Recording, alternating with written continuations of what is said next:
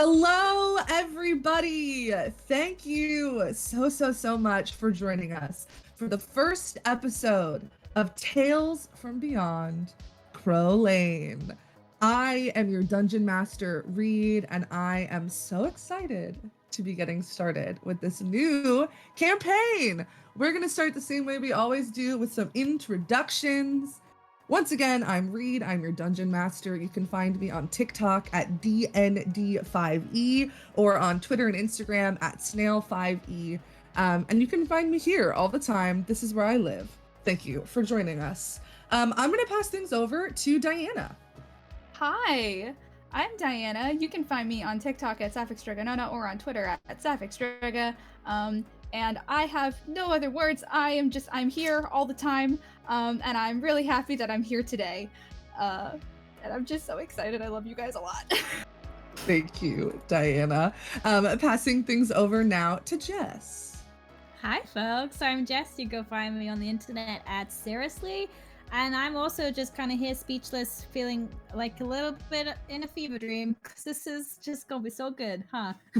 Very excited.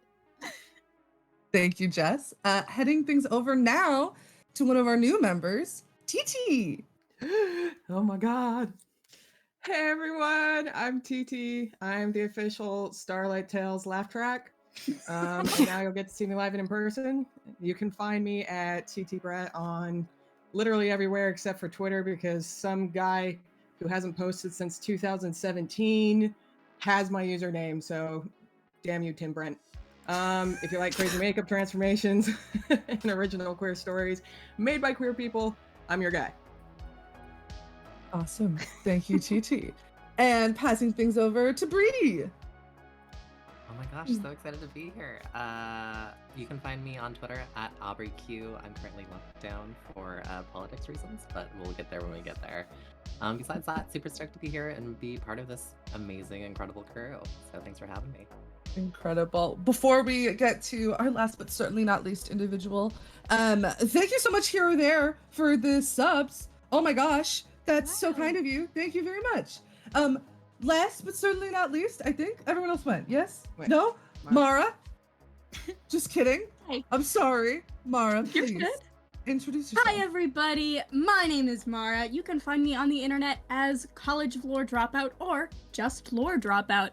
I also write about books and D&D and other fun things on the internet, so you can find my articles by just Googling my name, and there I will be. Incredible. I'm Thank so you, excited. Mara. That's it. That's the song. Okay. And now, last but certainly not least, James. Hi everyone, I'm James. You can find me on TikTok at NiceOneJames. You can find me on Twitter at nice_1_James, because just like TT, some guy took NiceOneJames and I'm very normal about it. Give me it if you're watching this. Anyway, you can also find me in every game on this channel because, I don't know, I just keep showing up and they keep letting me play. It's crazy. I've got a great streak going. I run a game every other Wednesday. It's Atlantis inspired, play and everything else. It's a great time. I'm also in 2 arcs of Unprepared Casters, which is a podcast you can get wherever you get your podcasts. Also a great time. Yeah, I'm just really excited. I bought this dress like a year ago and now I get to wear it and I'm really excited to be here, Your Honor. Same. I also got this a year ago. I bought and now it I get for to wear it. this. I'm so excited that I get to wear it now. Like for this moment. It is the day of everybody wearing outfits that they have not worn in a really, really long time. So Well, we're going to do some announcements before we get started. Announcement number 1, if you missed our Halloween one-shot yesterday, Von Strauss Must Die Tonight. The VOD is up on Twitch and will be up on YouTube next weekend. You can go watch me and James and Jess and 3 of our other friends of this channel go just like kill a vampire lady so good, DM'd by Mara. So go check that out. This week we have no streams on this channel. However, if you are gonna miss some Starlight Tales content, be sure to go watch the past VODs on YouTube. All you gotta do is search Starlight Tales. And be sure to join our Discord because, I don't know, something special might be dropping in there on Wednesday. So you can do that by going to the little about of our Twitch. Be sure to follow us on Twitter at Starlight Tales _, where you can see all of this lovely character art that Jess did in its full HD form. Because doesn't everybody want to look at just like hot people all the time? I know I do. We have merch as well if you want to rep your Starlight Tales love. We've got pants and various shirts, and also sweatshirts, and you can buy that all. There's a link also in our Twitch about. Am I forgetting anything else? Oh my gosh. Thank you all so much for the support. My God. Really, really appreciate it. This is absolutely wild. Holy guacamole. Wow. Am I forgetting These anything people else? like hot goths, huh? Yeah. We love to see it. We love Our to see it. brand. Well, without further ado, I'm going to toss it over to our intro and we will be right back to get started. I'm going to toss it over to our intro right now. I'm going to do it. It's going to happen. Do it. You're going to do it, and it's going to be so cool. I'm clicking the button and nothing's happening. That is so exciting, huh? I really do love that. If you're a 5 first-time minutes watcher of later. Starlight Tales, welcome. This is our real brand. Really. This is so Hey, fun. we can just for do me. what we had to do yesterday for our intro. Yeah, Yeah, let's and I do can our just switch fake the music intro. real fast, and no one will notice Yeah. because you guys Yeah, did yeah, it. yeah. Ready? Okay, are you And ready, we're Mara?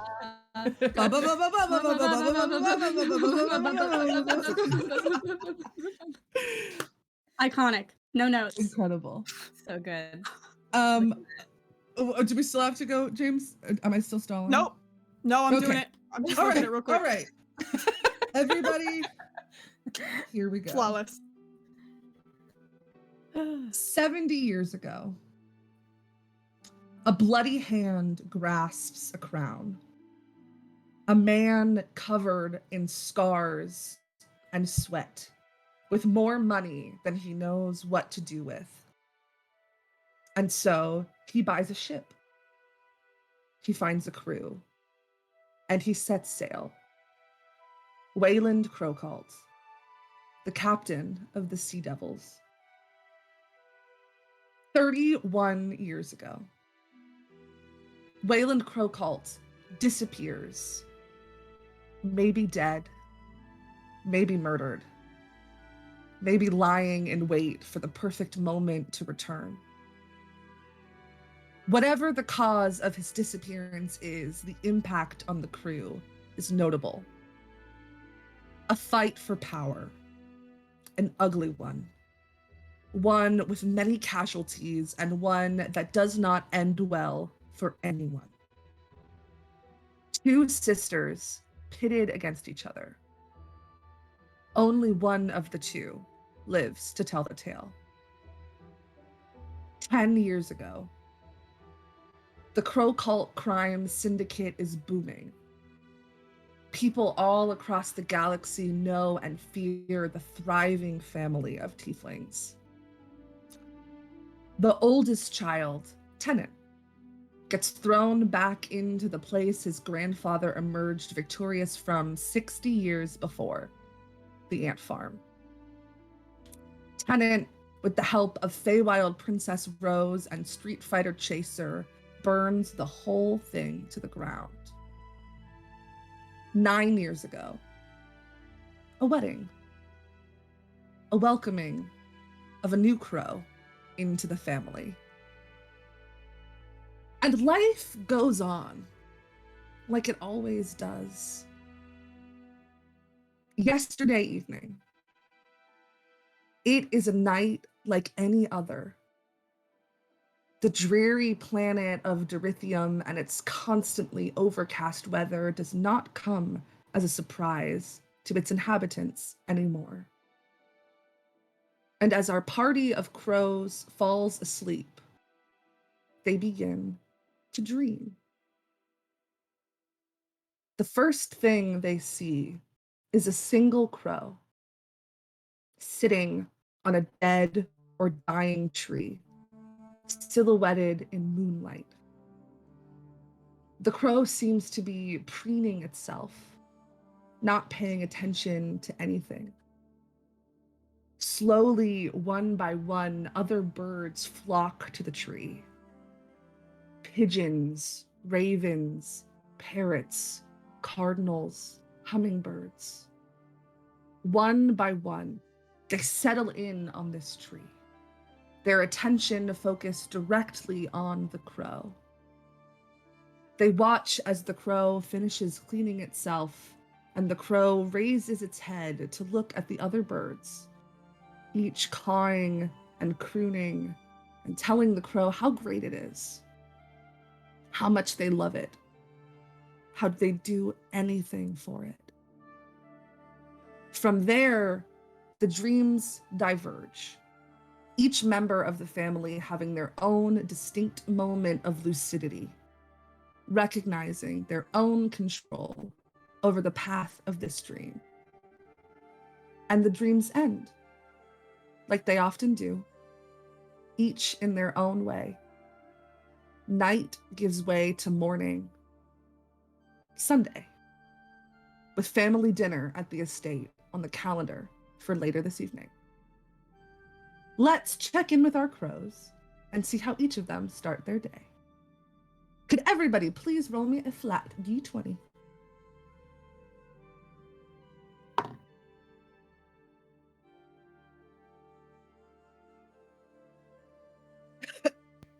$20 to 15. Good start. Good start, everybody. Good Federal job, initiative. good job. It's okay. 15 to 10. 10. 14. 14. Riva. 13. 10. 13 from Tennant. Nice. 10 from Ruby. 10 to 5. 6. 6. 5. 5. 7. 4. Nice. Look at us. Look at us go. A little row. All right. We start at the Crowcolt estate. A large building. It's outside, not at all indicative of the love that does fill its halls often. This Gothic building, gaudy in some ways, with stone statues and a forest surrounding it, is home to, at some point in their lives, much of our crows. But currently, we find Riva and Rodella waking up. We'll start with Bree and then with Titi. Bree, could you please describe your character and how we find them in the morning? Riva Crowcolt is an older tiefling. There's streaks of silver in her hair. I think the stark sort of years in her life's experience are etched onto her face. But there's also like a warm kindness, I think, in her eyes, like a kindness that is different, and sort of missing, I think, from her father, at least. I think Riva, I think probably is in a silk, sort of like silk pajamas. Silk feels cozy. I think silk is extravagant.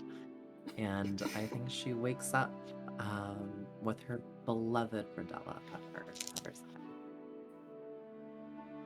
Titi. All right. Rodella is a human. And Rodella has kind of, short, shaggy, graying hair, lots of the lines of age in her face.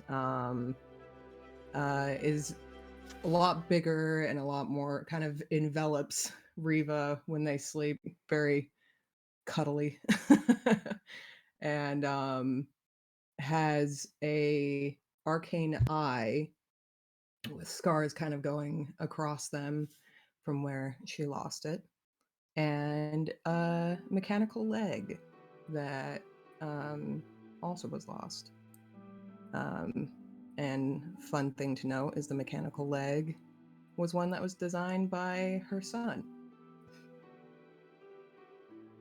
I love this. Does this mean I get to start off this campaign as the little spoon? It certainly does. 100%. The sun beaming in through your bedroom window, the two of you sitting together in bed. How do you start your Sunday morning? I think. Oh, you go ahead.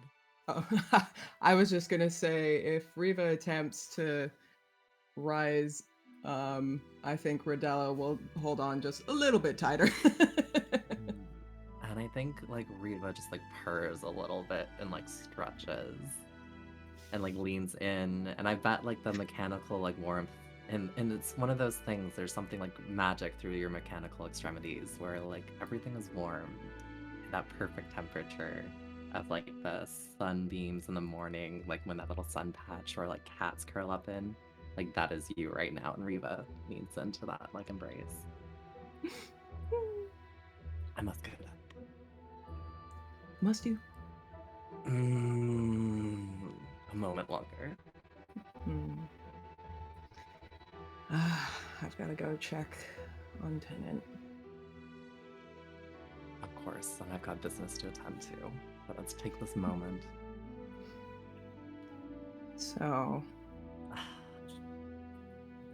last night was great. It always does. And Riva sort of like purrs a little bit and like leans up into like the crook of like this like area of like your of that just like this. Just leans in. And there's a little nuzzle.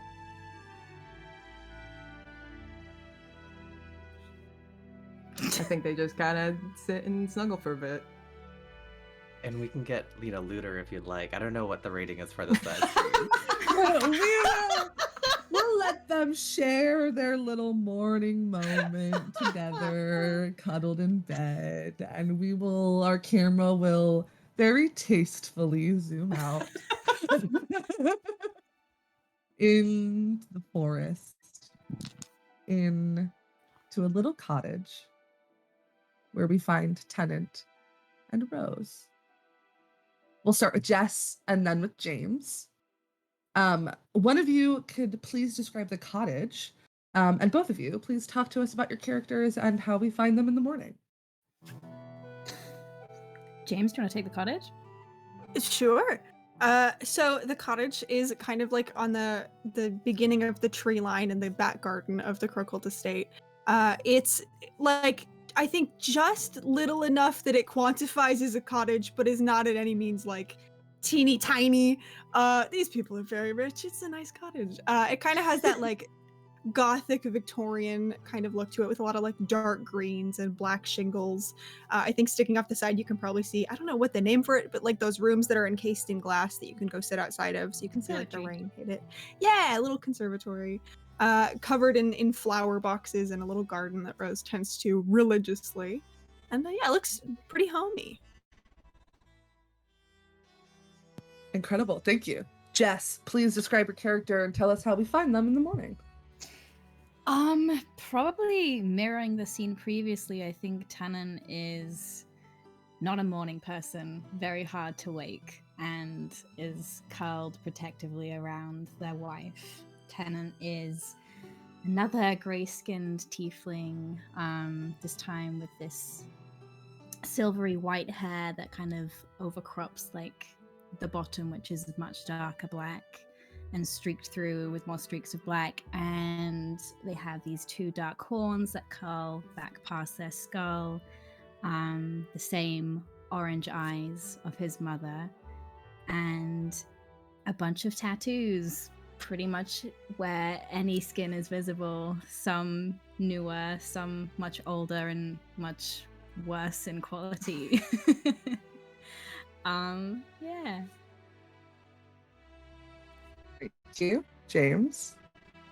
Rose is not a tiefling. Rose is an Eladrin in spring, has this golden toned, kind of tanned skin, like unblemished skin, honestly, like a little dewy, freckles just all over the place.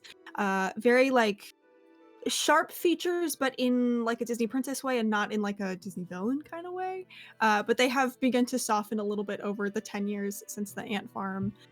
Discerning bright green eyes that are always kind of like scanning a room just out of habit. Their hair is this emerald green, and I'd imagine at this point is kind of a disaster from being loose in the night. These flowing curls just filled with little flowers that sprout, little lilies of the valley and hydrangeas that just pop up all throughout, which I imagine makes the bed kind of a mess of flowers, just overnight in general. I think probably has tattoos up one arm of like these like twisting vines with little flowers on them. And I think isn't necessarily a morning person, but is definitely more of a morning person than Tennant. So I think is doing that thing where like you're awake, but you're keeping your eyes closed. So it's like, maybe I'll go back to sleep. I'm not going to, but I could. And has started just like very gently running their fingers through his hair. And Snail, I do have a question for you. At any point in the night, can I do like a little haphazard feel? Are there kids in this bed? I was just about to say, and curled up at your feet. Okay. You hear the sounds of two little babies snoring away. Aspen, Penny, and Elowen Winnie. One of them settled in kind of like Rose in like the crook of like your knees, right? Like kind of spooning the lower part of your legs is Elowen. With same burning orange eyes that are shut tightly as she's asleep, and this kind of like ruffled mess of like dark brown hair with this tuft of white, and little tiny like antlers that are peeking out of her forehead. And Aspen, I think, is kind of sprawled over on top of Tennant. With golden freckled skin and like hair that's like blonde, a little dirty blonde, like the color of wheat, and these two dark horns that Tennant are kind of like poking into you a little bit. And I think that she's drooling on your chest. And yeah, that's what you both are waking up to this morning. I'm gonna cry. Yeah, so normal about all the words you just said in succession. I think there's also a small cat somewhere in the mess as well. Thorn is also here. I'm gonna just kind of turn my head and very quietly say, I think we have visitors again. I think Tennant tries to like dislodge his ribs from one of Aspen's horns. Like, yeah, I gathered. Did you hear them come in last night? Yeah, I got kicked in the groin for good measure. Yeah. And just kind of like runs his hands through Aspen's hair. You see Aspen kind of like stretches in her sleep and her hand goes all the way in your mouth. Oh, okay. All right, kids. Elowen kind of blinks awake. Aspen is still passed out, but Elowen. Morning, Teddy. Good Back morning. into Rose's knee. I'm gonna kind of like reach over and like very gently kind of like scoop her up so she's between us.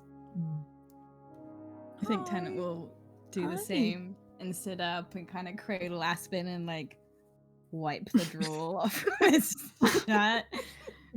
Aspen, oof. No, I don't want to wake up. 5 more minutes, please. I don't think 5 more minutes would hurt. Do I look like myself? You're at this point probably very much not a real snore and probably just being dramatic, but has kind of like fallen limp in your arms, like just completely totally dead weight.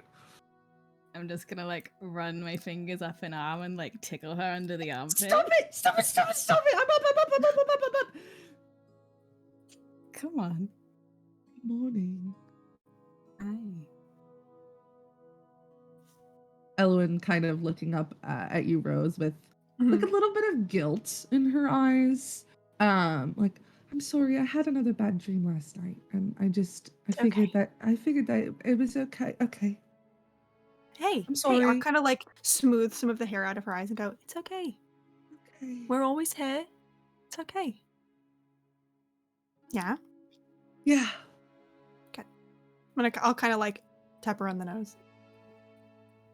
She kind of like scrunches up her face a little bit. What kind of bad dream? Just a bunch of birds. I don't know. It was weird. I think Rose's like brows very slightly kind of crease a little bit and go, birds? All sorts of them. Hmm. I don't know. Yeah. No, we don't have to talk about it if you don't want to. What about you, Missy? Tickles her again. Stop it! Stop Do you have it! any bad dreams? Bad dreams? You'll get the clowns again. The clowns? Are they coming for me? No. Oh god. No. Oh, yeah. Ooh. No, I didn't have any bad dreams. I'm very brave. I don't have bad dreams. Oh, is that right? Mm-hmm. Why did you have a bad dream? Are the clowns coming for you? The clowns wouldn't dare. Yeah, they know not to mess with us. It kind of like punches your chest a little bit. I think I Can just I- kind of. Hi, Daddy. Yeah. Can you make pancakes for breakfast? Yeah, probably can. I think it would really help Elowen with her bad dream. I think that it's probably very necessary in order for her. I mean, it's for Elowen, and Elowen kind of goes, "Yeah, it's for me. Yes, yes." I mean, everybody knows the cure-all fix is pancakes, obviously. So, I mean, I guess you just have to. Elowen kind of leans into you, Rose. I don't think it's for me. It's okay. We'll keep it a secret between us. Yeah. Okay. Aspen going. For like a little wink. I'm just a good sister. I don't know what you want from me. I'm just. All right. Well, if I'm gonna make pancakes, gotta get off my chest and like heft her up a little bit. She just kind of bounces on the mattress. It's the dad behavior of just slinging their children around. Yeah. Aspen lets out like a gentle wee.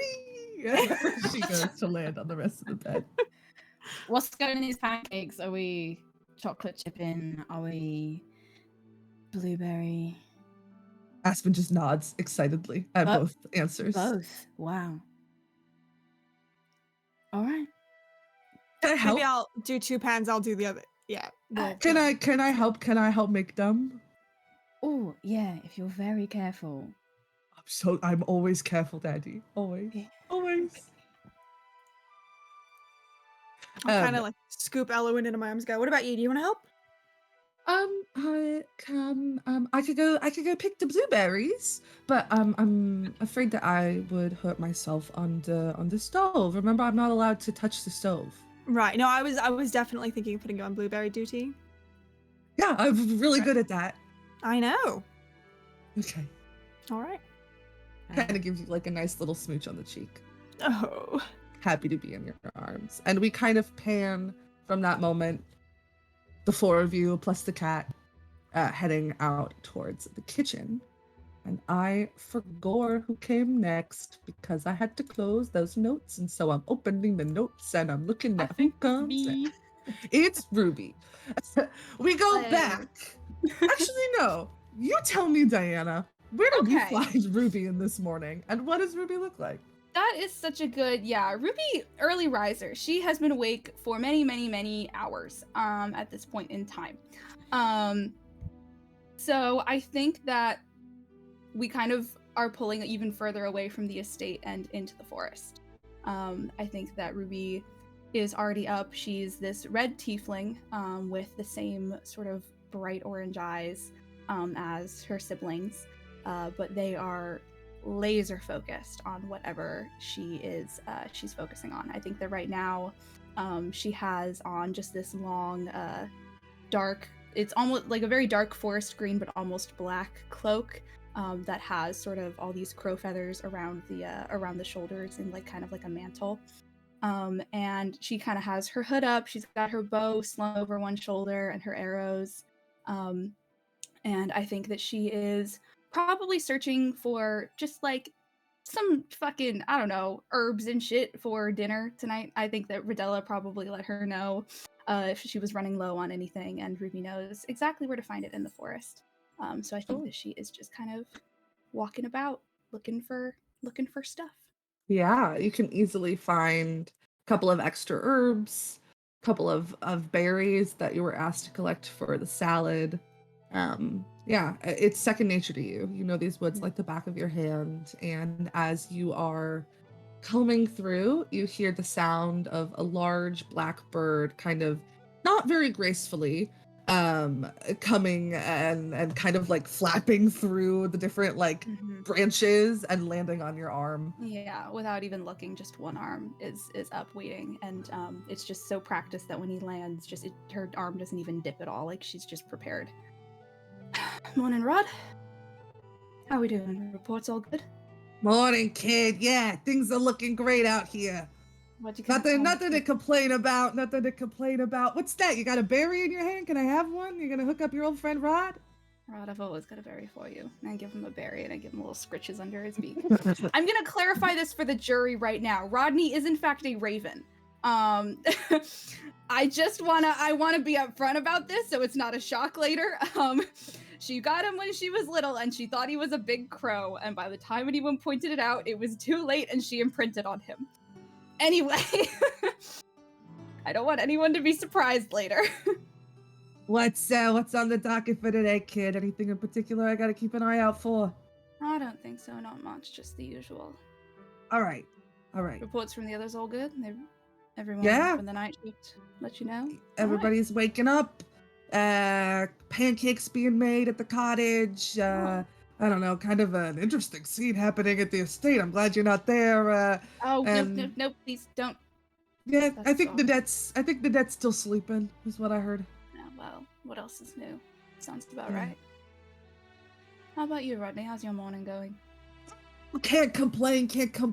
You know, the life of a raven is never a dull moment, especially when I'm here with you, my close good friend.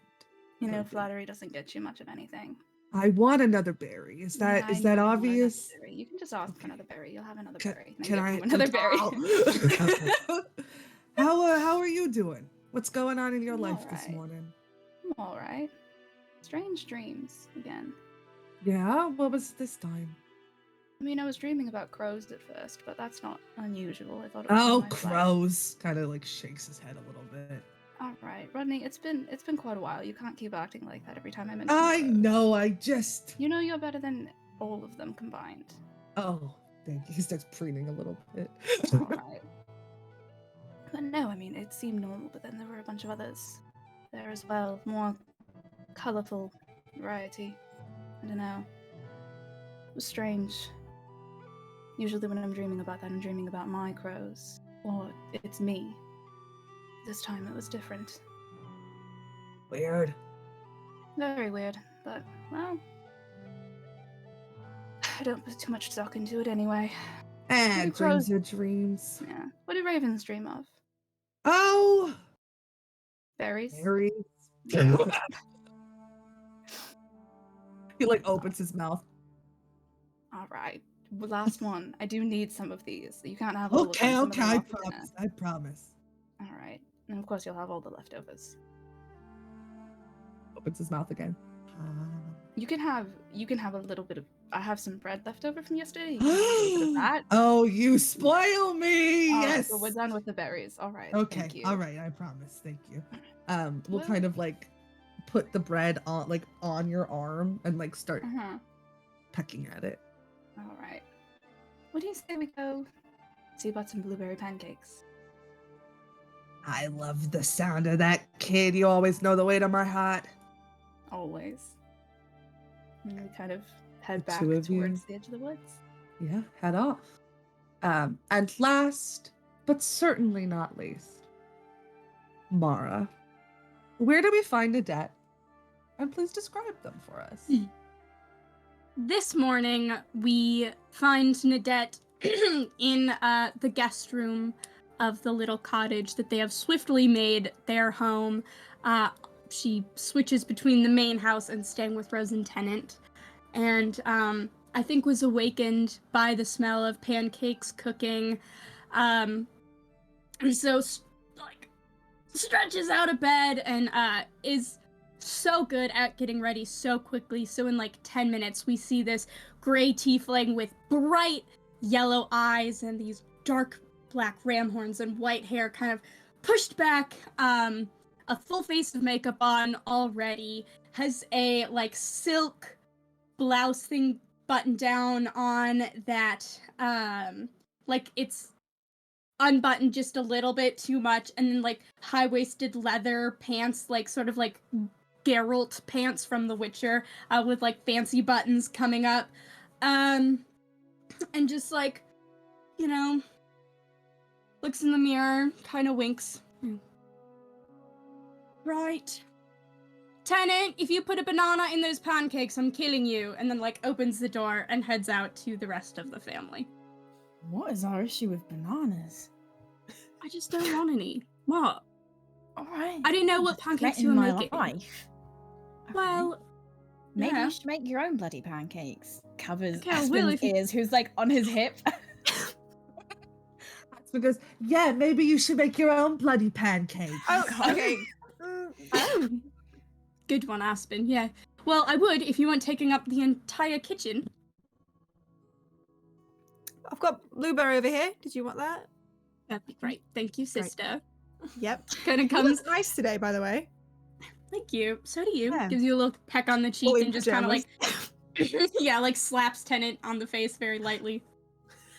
Okay. You find a little child at your waistline who's going, I picked the blueberries myself, so I think that you're really gonna like them. You picked the blueberries. Mm-hmm. I don't believe it. I think picking blueberries is much too dangerous. There's no way No, you no, could I be did so it! I brave. did it! I swear I did! Right? Right, Mum? Right? It's true. She did. You did.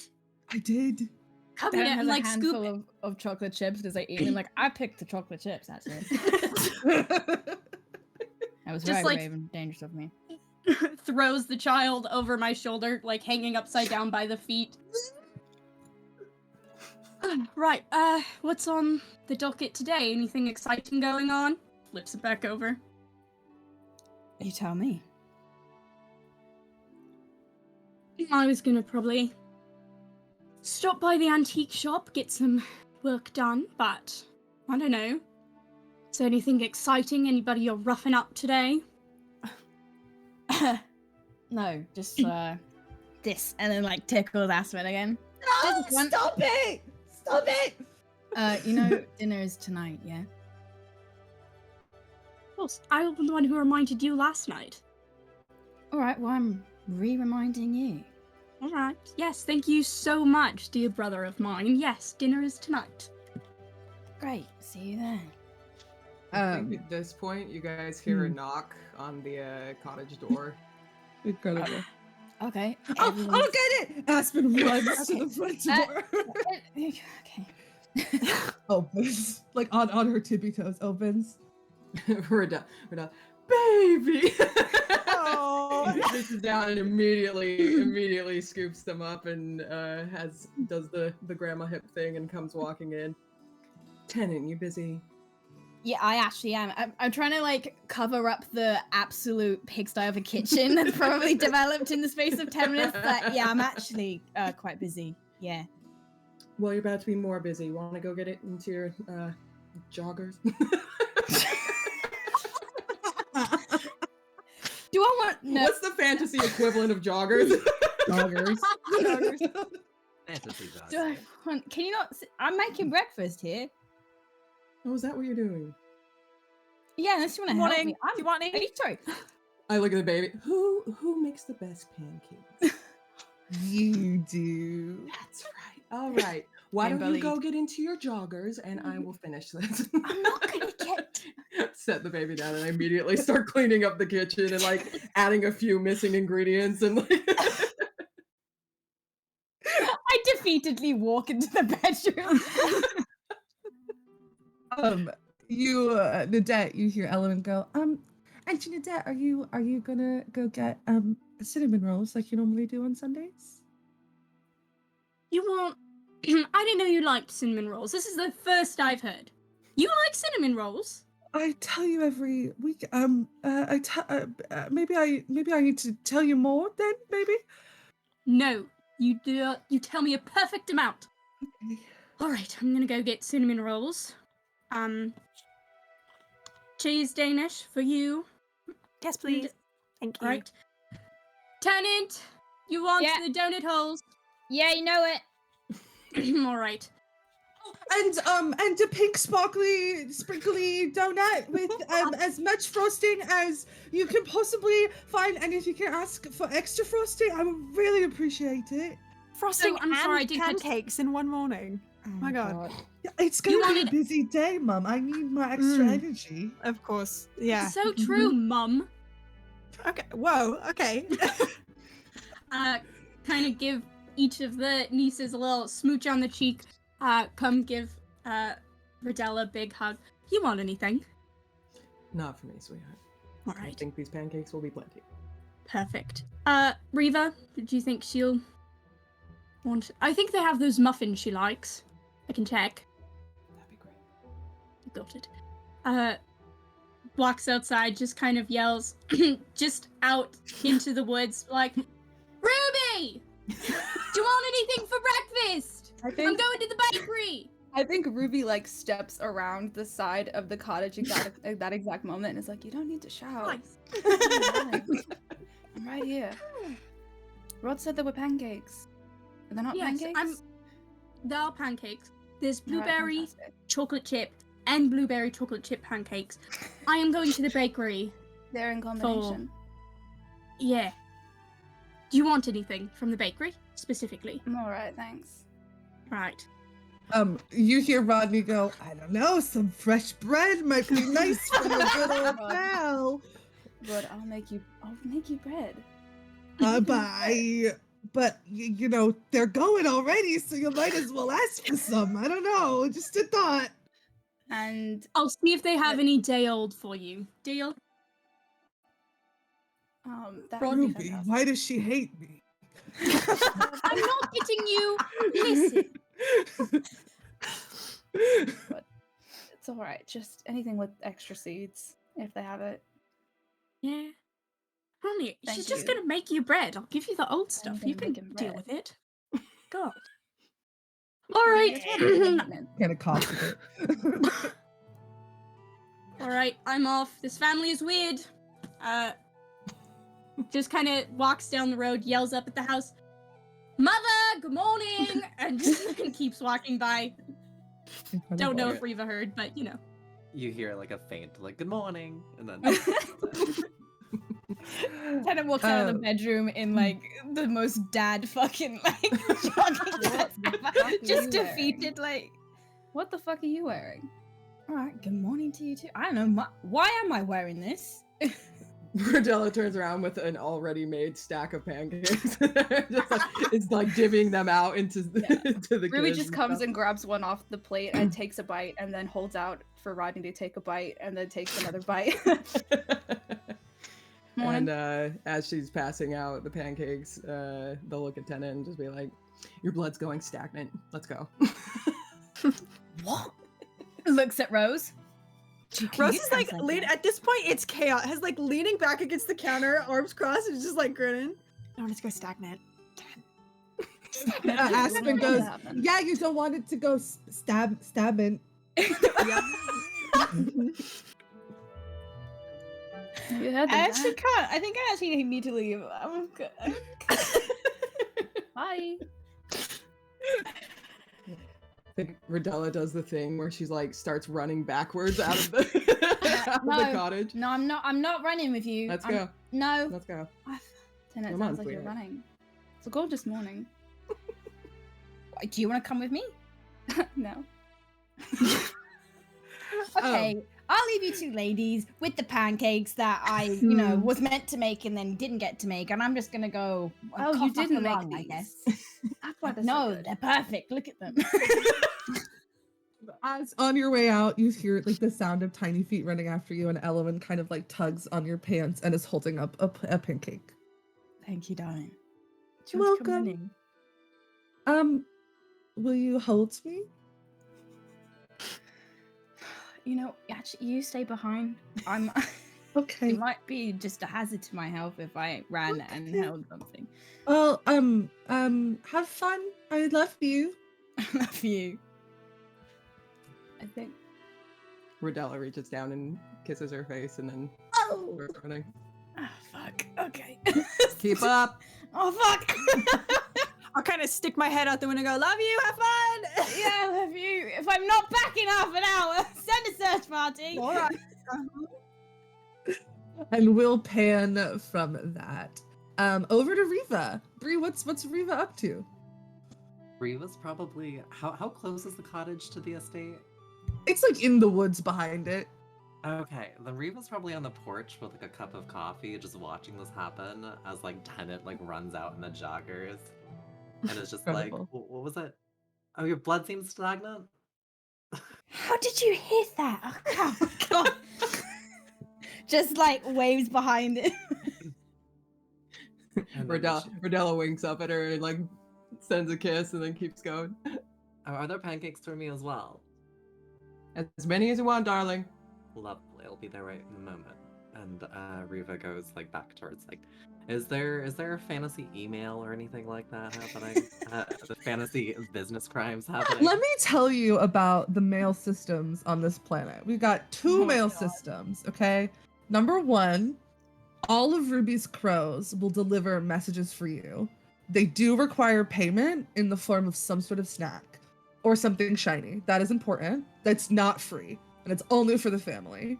However, there's also another mail system on this planet where the old what did we decide? It was like the old like water aqueducts have been repurposed with like little kind of like not like literal zip lines, but like little compartments that you can stick a letter in and like send it zipping through the city to get to somebody else on the planet. So those are your two options for mail. You also, I'm sure, have an unlimited amount of scrolls of sending if you're trying to get to somebody off planet.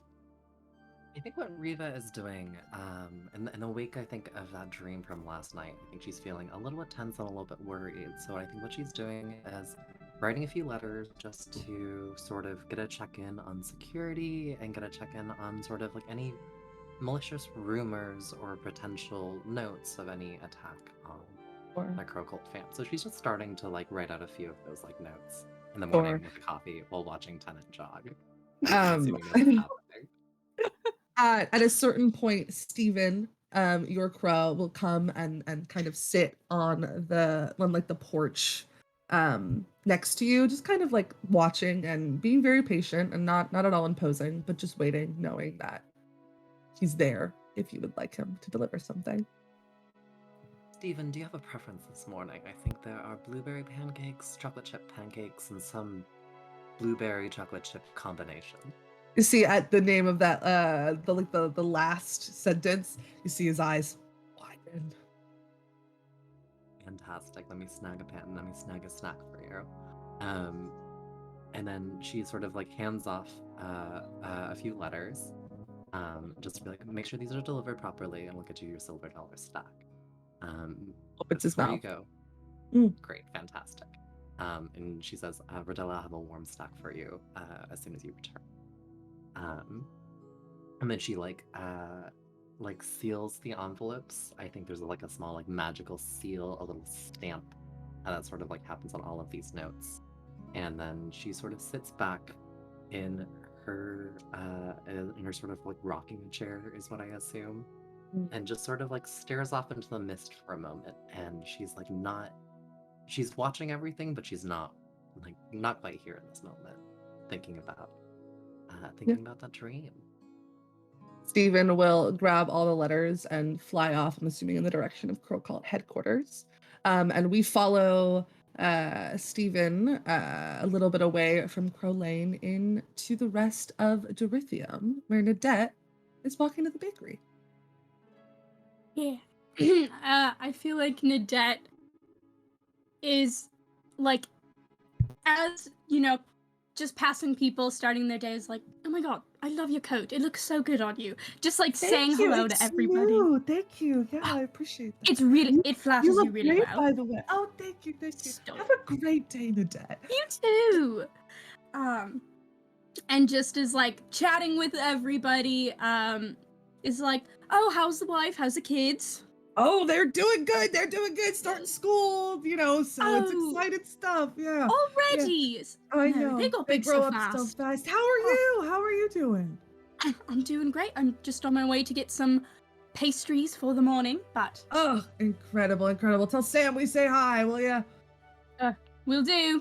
Alright. Like, just kind words for everybody, knows everybody's name in town, and gets to the bakery, just walks in. Ooh. Busy morning.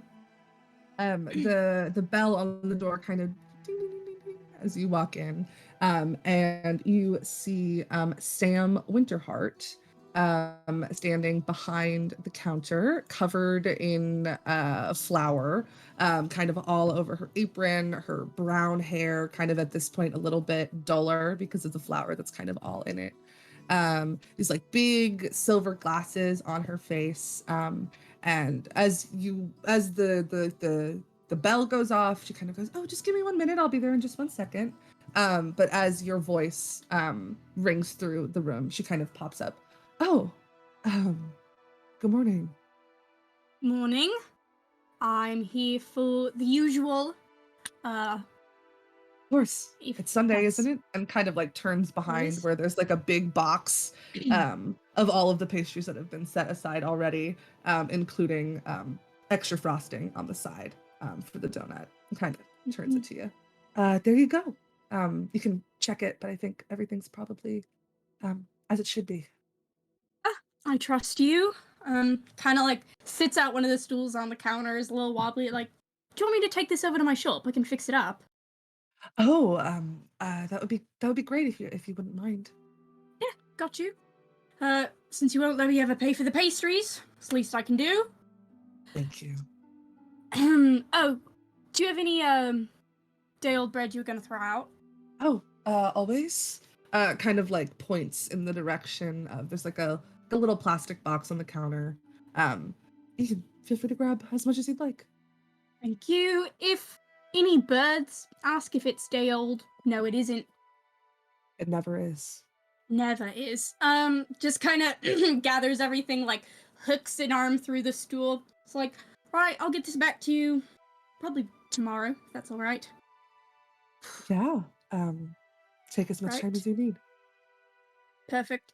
Walks out. Oh, when your lemon poppy seed muffins are back in, please let me know. I want about 48 of them immediately when they're back in season.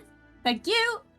Is that a real number or just like a saying?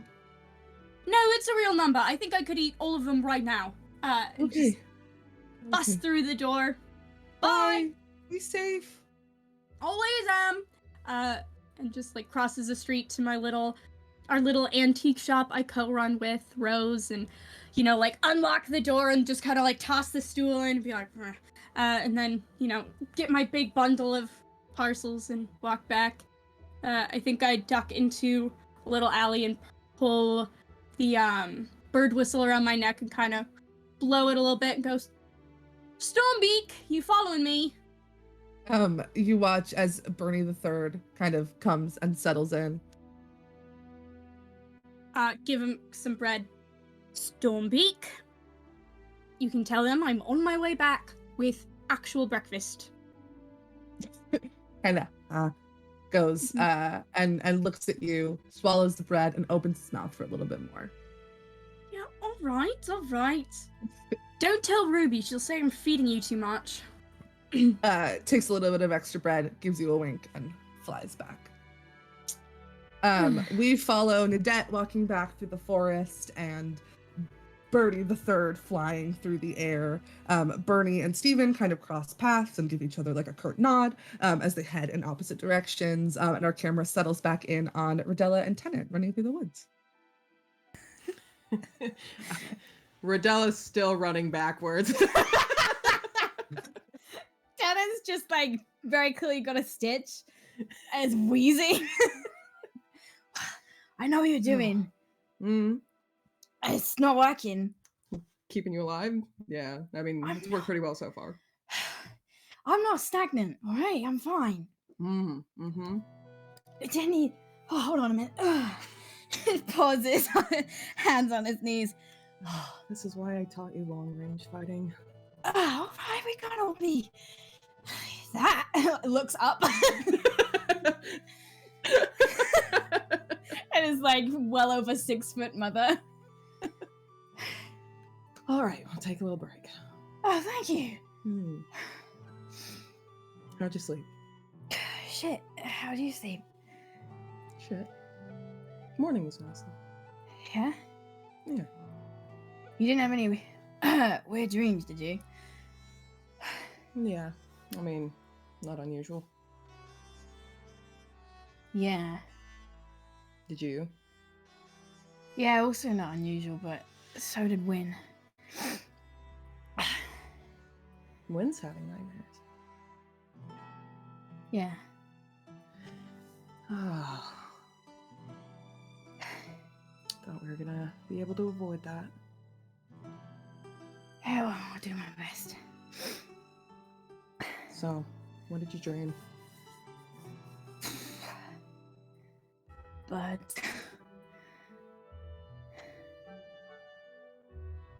Me too. cool. I'm gonna put that in the box. You have a lot of things in the box, sweetheart. I think it's gonna Have overflow. them there, but they are filed quite well. Got it. All right. Keep running. No, please, God, why do you hate Well, then me? talk. Okay, You I'm have ready one or to the start running.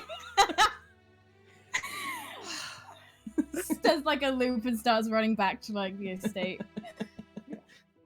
At this point, Riva, your mail has been delivered. Stephen returns eager, with like a nod of acknowledgement, and kind of settles on your shoulder. Starts pecking at you a little bit. I think Riva sort of like gives Steven a little scritch and kind of goes, all right, let's go get your pancakes. And then she sort of like mutters to herself a little bit, like, I'm not quite sure we should be feeding all of these refined carbs to these birds. As Steven's kind of bopping his head a little bit as you guys walk, we'll head back to the estate, not to the estate, to the cottage, where Ruby, Rose, and the kids are. As everybody is on their way back, we have a moment with just the 4 of them. I think Rose has just managed to force the children to sit down and like start eating, which is like, okay, all right, we'll sit down. Yep, we'll talk about the cat later. Yep, okay, all right. Kind of looks at Ruby. Hi, good morning. Good morning. Thanks, I'm trying. How are you? How'd you sleep? Do you want pancakes? There's a bunch. Yeah, that would be, yes, please. Actually, pancakes would be nice. Slept weird, but Yeah. Were you in a tree again? Did you cut your back? not. Tenant should not have told any of you about that. But Sorry. no, it was fine. I just dreamed about birds. What else is new? Did you?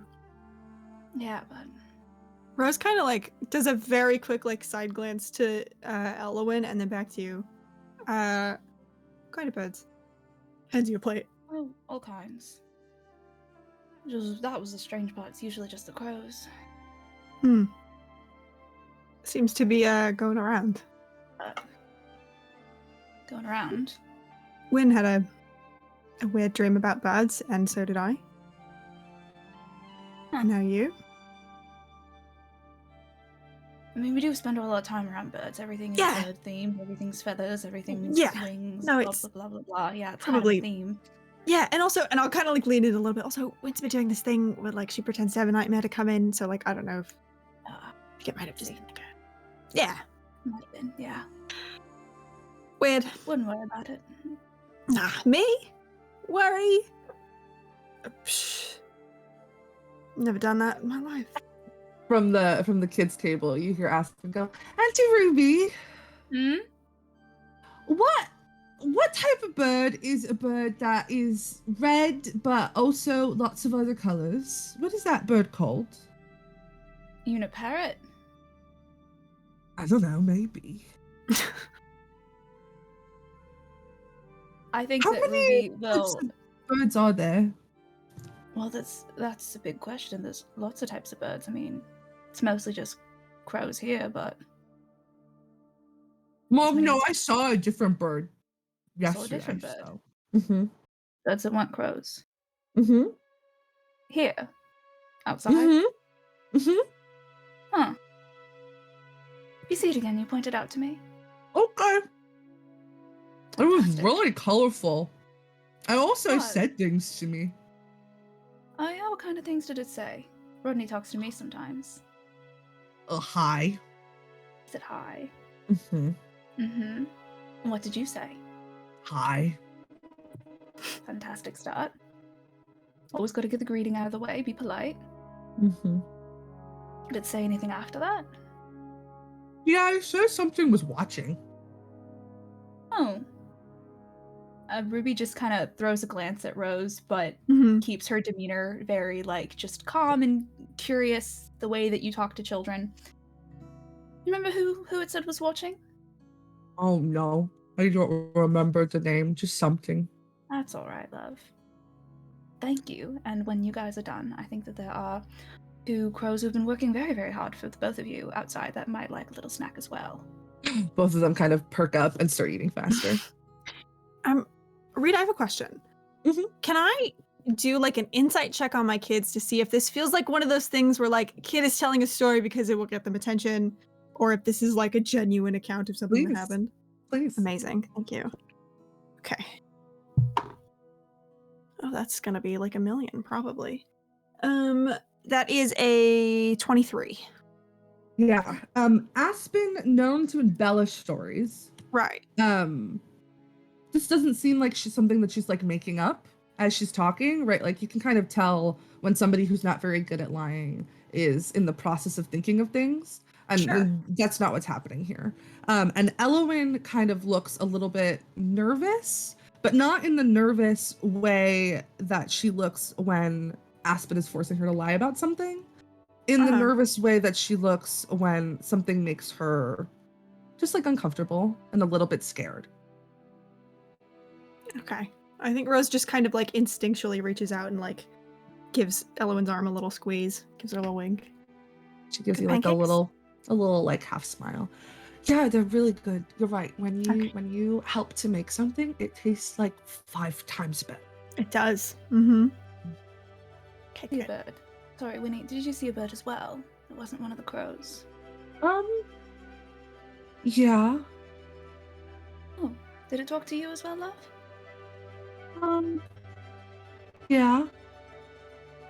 Do you remember what it said? No, but it was the one of the birds that I saw in my dream. Lovely. Well, Does that happen? Do dreams come true sometimes? not usually in my experience. But But what about nice dreams? Those don't come true either. nice dreams come true for very, very special little girls like you, so I wouldn't be shocked. Takes another bite of pancake. I kind of ruffle her hair and then kind of nod to Rose and kind of go over to the corner of the kitchen out of earshot of the kids. Mm-hmm. I'm gonna follow. Yeah. At this point, the door bangs open. And Dylan like stumbles in. Christ. All right. You look awful. Hi. Welcome back. I'm gonna like walk up behind Ruby and like wrap my very sweaty body around her and like lean my like chin on her shoulder. Ruby fucking wild shapes into a cat to immediately drop down. Yeah, I'm multi-class, bitches. You hear Aspen go, Kitty, and she kind of like gets up from her high chair and kind of like smacks the syrup that like starts falling and kind of spilling Redella out. catches it. Oh, Yes, that's Ruby Wait. in cat form, which is like she's just a black cat with those same orange eyes, but there's almost like when the light catches it, there's almost like a reddish tinge to the fur. Hisses at Tennant and then runs to like wind herself between the kid's legs. Tennant, like, hisses back, Kinda, but it's like chasing you playful. around. And he like pulls Rose in by the waist and like wraps his very sweaty arms around her. I was like, I don't mind. no, okay, yep. Kind of like hug them back, and then I think there's a beat of silence. She goes, "Hey, did you have a weird dream last night?" I like just glance at Rodella. Redella pretends that she's not listening. As they often do, yes. Please don't tell me it's bad words. Mm-hmm. Alright. Can I like look out the window and see if Reva is nearby? I think I've just like come swooped in with like Rodella, Okay. and I'm gonna- a little birdie told me that there were pancakes.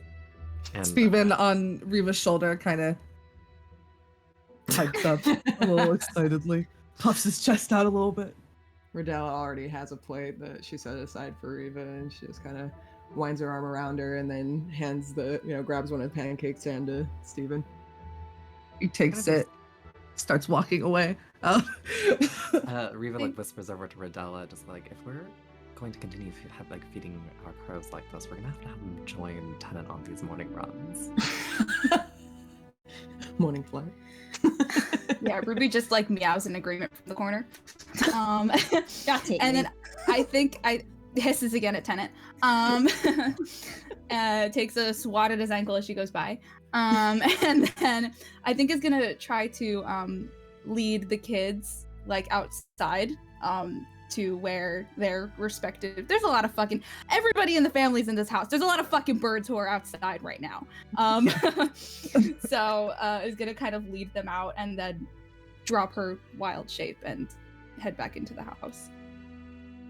And I think as we come back in, maybe like we all make like eye contact, and I think like in this moment, I think Reva knows like we've all had a dream.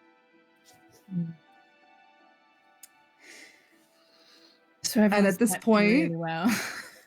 Nadette comes back in. You see two kids surrounded by birds as Bernie the Third kind of swoops over and lands. They're all kind of bullying Steven at this point to try to get a bite of his pancake, and Steven's like fighting them for it. And Nadette comes in. I've got bread for all of you. Get out of here. Gosh. And these cinnamon roll and pink donut, children only. I want no bird beaks on this. Clear? And I look at those two. Am I clear? No bird beaks on your breakfast? Yes, no bird beaks on our breakfast. It's only for us. You got your fingers crossed behind your back? Maybe. I knew it.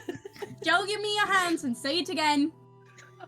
Piggy promised that no birds will get my breakfast. Well, if it's a pinky promise, I'll believe you. He puts out a pinky. All right. And Elowen kind of shoves her pinky in Yeah. there as well, so Get that on all there. three of you Right. can. Yeah. All right. Kind of disperses them out. Just like rips open the bag of bread and like just like throws it off into the distance, like go fetch or whatever, and heads on into the cottage. Oh, good morning, family. Good to see you all here. Morning. So how did everyone sleep? Rodella takes the bag from Nadette and starts divvying it out. I think we all know the answer to that at this point. Oh, I had a great dream. What was your dream about? All these birds showed up and then they had like a fucking rager. It was wild. They were like all dancing. It was very exciting. There was like, they were all singing different songs. It was very fun. It was like a rave, but of birds. Alright, well mine didn't end like that, but the beginning was much the same. Right. Now it seems Well, maybe that that's because you need to have more fun in your life. I have plenty of fun. I don't know what you're talking about. Sure. But now it seems as though a bird that is not one of mine might have spoken to the children yesterday. Who's spoken to the children? Bird that wasn't mine. Red one, they said. Colorful one. Said someone is watching. This happened in a dream or like in your Moment, I'm gonna check something. And I'm gonna like kind of stick my head out the window and whistle to the twins birds, Elle and Twelve, Mm. and call them over. And then in my speech of the woods, so that way nobody else understands. Sure. All right, you two. Any strange birds that weren't crows speak to the children yesterday at all that you saw? Yeah, there's a couple of extra guys waddling around here. I don't know where they came Couple of from. extra guys. It's suspicious include this in your behavior, report? boss. It's very Well, suspicious. I reported it to Rodney. It's not my fault that he didn't let you know about it ahead of time. I'm just saying. Well, I'll be having words with Rodney as well. Did you hear what this bird said to them? I mean, what do you got in exchange for the information, boss? You know I'm good for it. Don't pull this right now. I just, this bread, I was told that it's fresh, but it's a little stale if I'm being honest. I don't know. Look over the shoulder at Nadette. All right. I'm good for. Oh, come on, and just kind of goes through her pockets and then pulls out some of the berries that were meant for dinner tonight. Tenant having Information first. Tenant kind of has seen enough of Ruby speaking to these crows, although he doesn't understand what's happening, can kind of get the gist of what's going on. And just goes, "Oi, give her what she needs, all right?" Like, voice is not playing around. It's fine. But information first. The name was Wallow. Wallow. You know what I type? don't know. You know what type of bird he was? No, that bird wasn't Wallow. They said Wallow's watching. Wallow's watching. Yeah, I don't think they meant to be for the kids. I think they meant for it to be for us. Right. Thank you. You're dismissed. What? Berry? I give them their berries. Yeah. They both kind of like split it in half. And I kind of shoot Rodney a look of like, didn't think that was important for me to know. He didn't tell me shit, boss. I don't know what you're talking about. All right, we're gonna get to the bottom of this later, and I'm gonna have words with. We're gonna have a team meeting. Actually, tell everyone we're having a team meeting later today. That's what's on the list now. All right. So everybody. And I kind of close the shutters. Yeah. They said that there was a bird, one that they didn't recognize, and that they said that someone named Wallow was watching. Is that familiar to anyone? Is it? Yeah, Reed, is it? Yeah, I don't know. You've never heard this name before. Whoa. I think Rodella is going to exchange a glance with Riva. Riva looks back. Nothing that I have ever heard. But we'll find. I mean, it might just be a cardinal taking the piss, but No, someone told my kids that someone is watching them. So let's find out who that is. Kind of glances at Riva. Maybe pay a visit to Aunt Sloane about the dream thing. That's her area. I think that sounds like the perfect next step. And like Riva looks into your eyes, and like in that moment I think there's like a moment of sort of like a little bit of a switch like turns from like happy family time to like business time. Tennant's like absentmindedly playing with one of Rose's hands and just kind of gives it a squeeze. I think Rose is like staring into space, has like that worried line between their eyebrows, and is like clearly listening, but is a million miles away. I can go ask around town, see if anybody's heard of a Wallow coming through. Yeah, but do it not as yourself. You got it, boss. Whatever this is, we don't want it to be connected back to us. Right. I'll double everyone's watch. I can I can try and get a description of the bird, maybe put a picture of it on paper. So maybe we can figure out where it came from. Not from here. Oh, yeah. That'd be great. Ruby, in the library, do you have any books on birds with a bunch of pictures in them of the birds? You know, like I don't know, art. probably something in there. Honestly, it's been a while, and the only birds that I've really needed to know are the crows. So It might we be could certainly look. helpful to have the kids go through the book and point out the Yeah. one they saw. Might give us a lead as well. While they're talking, Rodella's going to move over to the window and make sure she has an eye on the kids. Yeah, they're chasing the birds around. Asp has pink frosting all over herself. Yeah, they're having a great time. Listen, we've given them the stranger danger top. I didn't think that applied to birds, so cool. Didn't That think is it on had the to-do to. list. Yeah, me either. It's all right. Hey, I mean, well, whatever it is, we'll find it, and I'll shoot it out of the sky. Problem solved. Yeah. Please, we've got this. You're all now I looking need so some worried. answers. It's fine. It's a bird. We can handle birds. It's gonna be fine. Thanks for Bryce, breakfast. you I need to go to the Nadette, staff you're a ray of meeting. sunshine. Ugh, I try. It's so hard with this rainy family. Makes sense we're on such a rainy planet.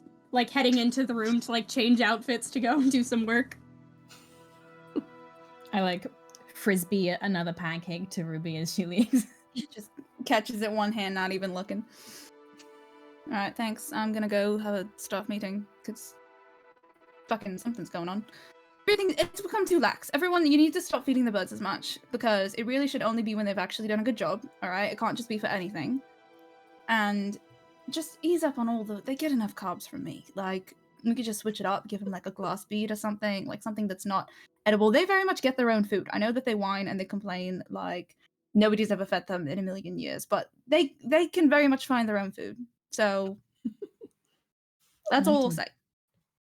Right, but it's just easier to give them something than having to Yeah, like well, give them a bead every time. I'm not made of beads. There's usually crumbs lying around. I don't know. You could actually, I don't know, take some initiative and find some if you want them to do things for you. Because if not, I pay them to do what they need to do. All right. I pay them to do what they need to do, and anything extra's on you. All right.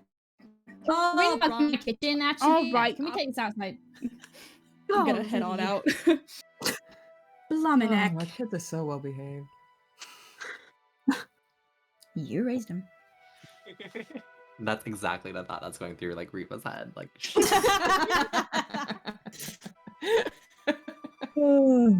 Ruby's right about the birds. And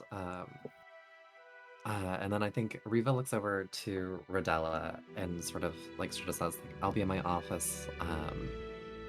Let me reach out to some of our normal contacts and see what they've heard about this Wallow fellow. Yeah. Call me if you need me. Will do. And then Riva gives Rodella a little smooch and walks out the door. And then as she does, she also hands a handkerchief over to Rodella to be to clean up the frosting on the kids. As you head out, you see Aspen and Elwyn. Elwyn kind of turns around and waves. Are you leaving? I am, sweetie. I'll be right. You'll see you for dinner, right? Yeah. I love you. I love you too. Now don't spoil your appetite with all of this junk. No, I only had half of a cinnamon roll, and I'm saving the rest for later. Lovely. And Aspen goes, yeah, saving the rest for later.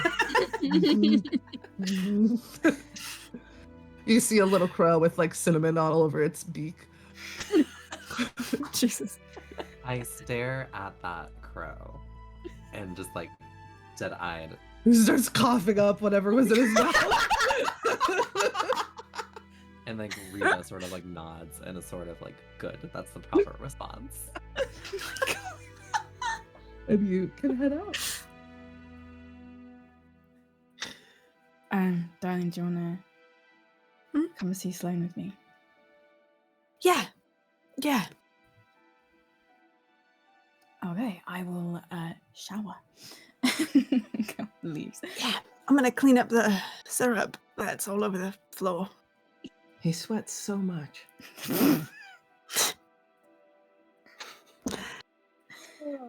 I'm not gonna. Incredible. Yep.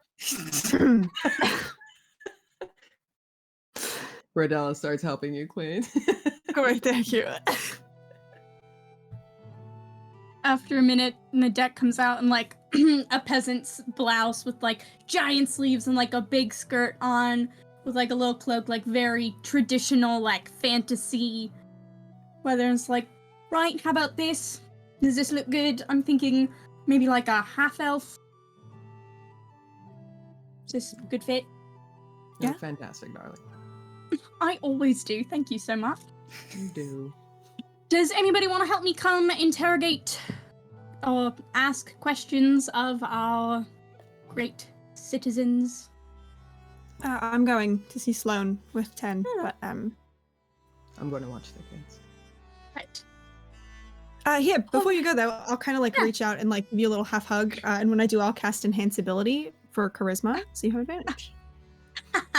Not that she needs it. Not bad, not bad. It wouldn't hurt.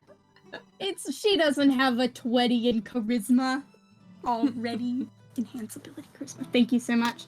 Yeah. Thank you, sister. Yeah. Tenant. Good luck. Be careful. You Yeah. too. Tenant, I love you like a brother.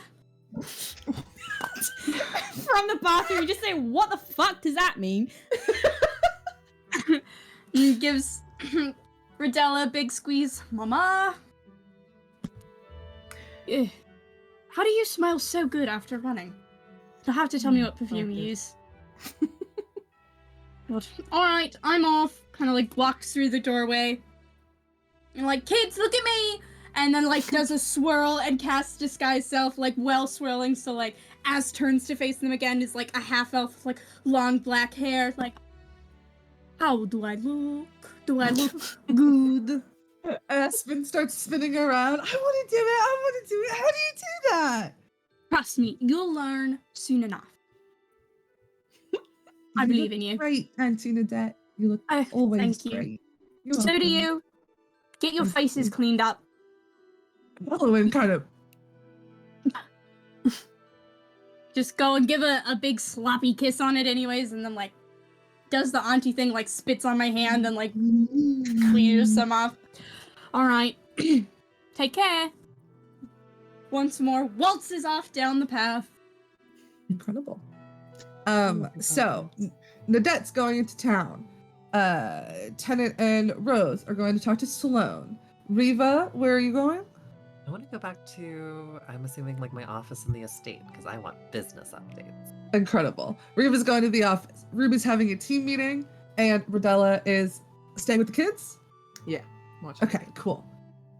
Yeah. Who wants to start? I have no preference in the order. Anybody itching to go first? Want to roll about it? Sure, let's roll about it. Yeah. To roll about it. Jess and James. Jess, do you want to roll for us? Yeah, just have one of you roll. Okay, I got a 17. I got a 19. Nice. I got a 2. 4. Oh, 19 from Ruby, 17 from Tennant. Riva, what'd you get? I also got a 19. Oh. Ooh. 19 from Riva. Hey, Mom. Nadette, did you get the 2? I got a 4. The 4, and then Rodella got the 2. I got Incredible. 2. We will start with Ruby, and then we'll head to Riva next. Yeah, Ruby just goes right back into the woods where she started, and all the crows that she sees nearby, she just lets them know, staff meeting, 10 minutes, usual spot. And we'll just kind of take a leisurely stroll. And as she does, she kind of whistles for Rodney to come down onto her shoulder. Now, Rod, are you sure that they didn't say anything?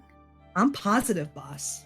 And they did give you their report yesterday, right? Like, it Yep. wasn't just radio silence? Yep. Interesting. Very interesting.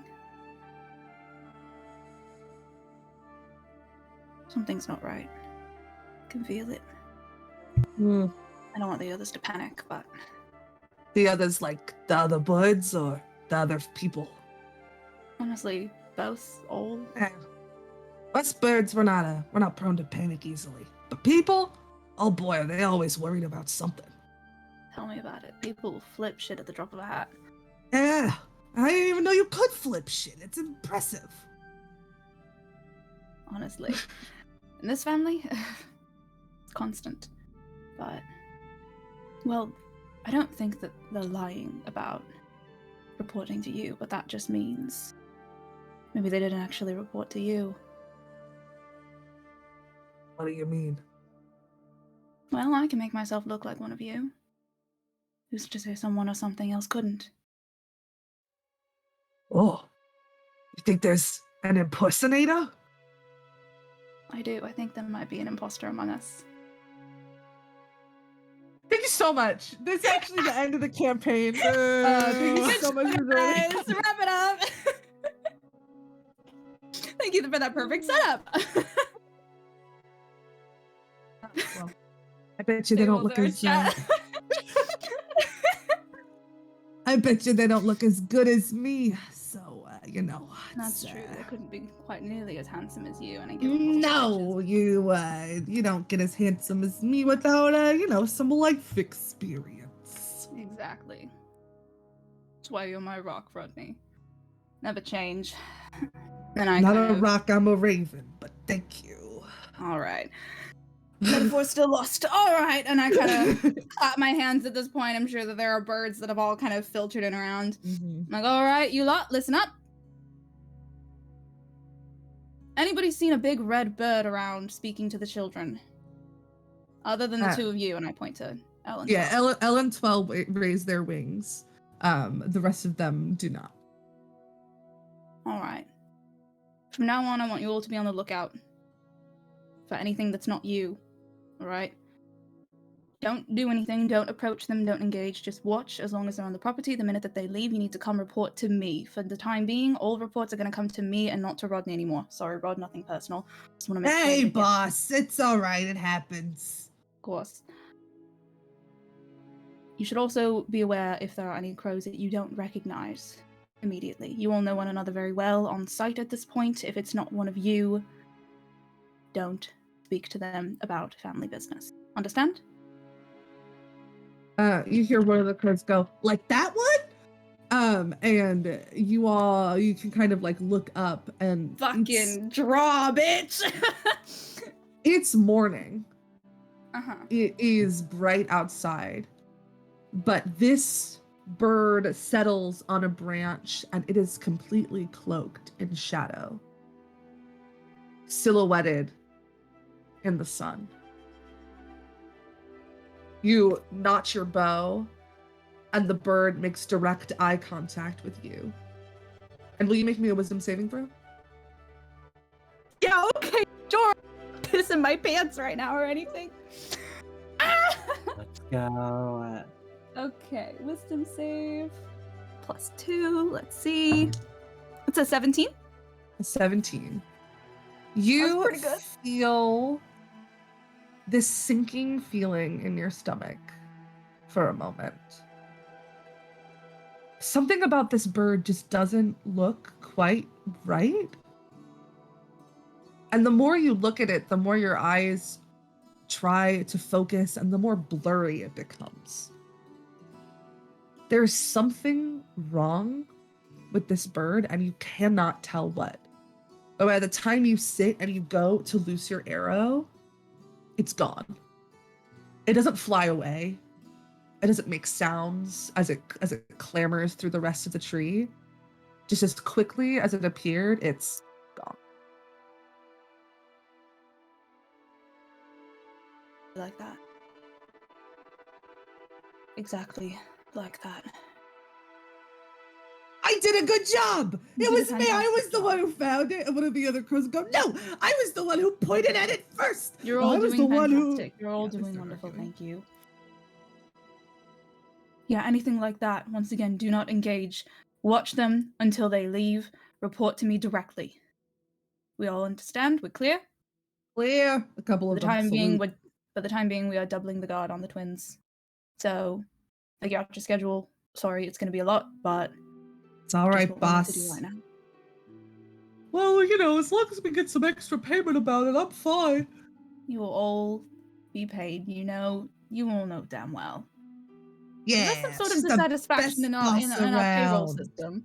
Because I'm hearing quite a bit of chatter about this, and I I want don't you to know. know. The bread that we've been getting from the den has just been stale recently, and it's kind of making us a little bit upset. It's kind of hard to eat stale bread. I don't know if you've ever tried. I'm so sorry about that. I'll get that fixed for That's all of okay. you. Thank you. Of course. And I give little bits to the ones that did a really good job today.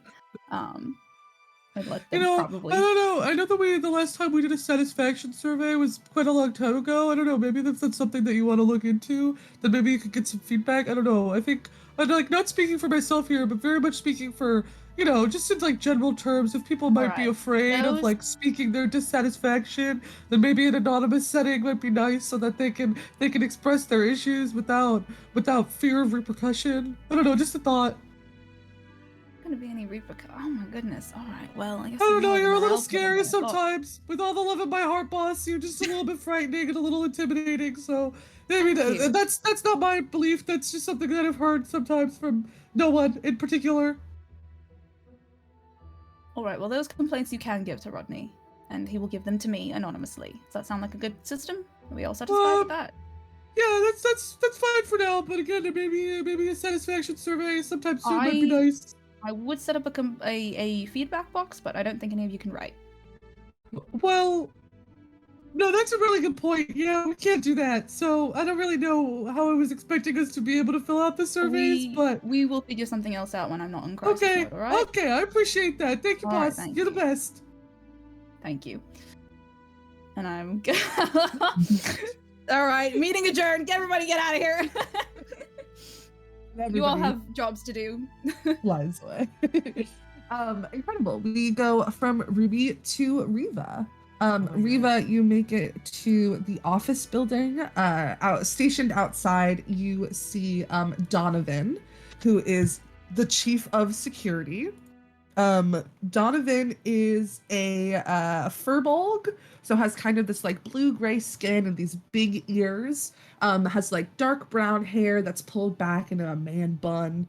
And they've got like a nice beard and mustache happening. Donovan uses he, they pronouns and is kind of always stationed outside of the office building, decked out in full armor, arms crossed. Good morning, Donovan.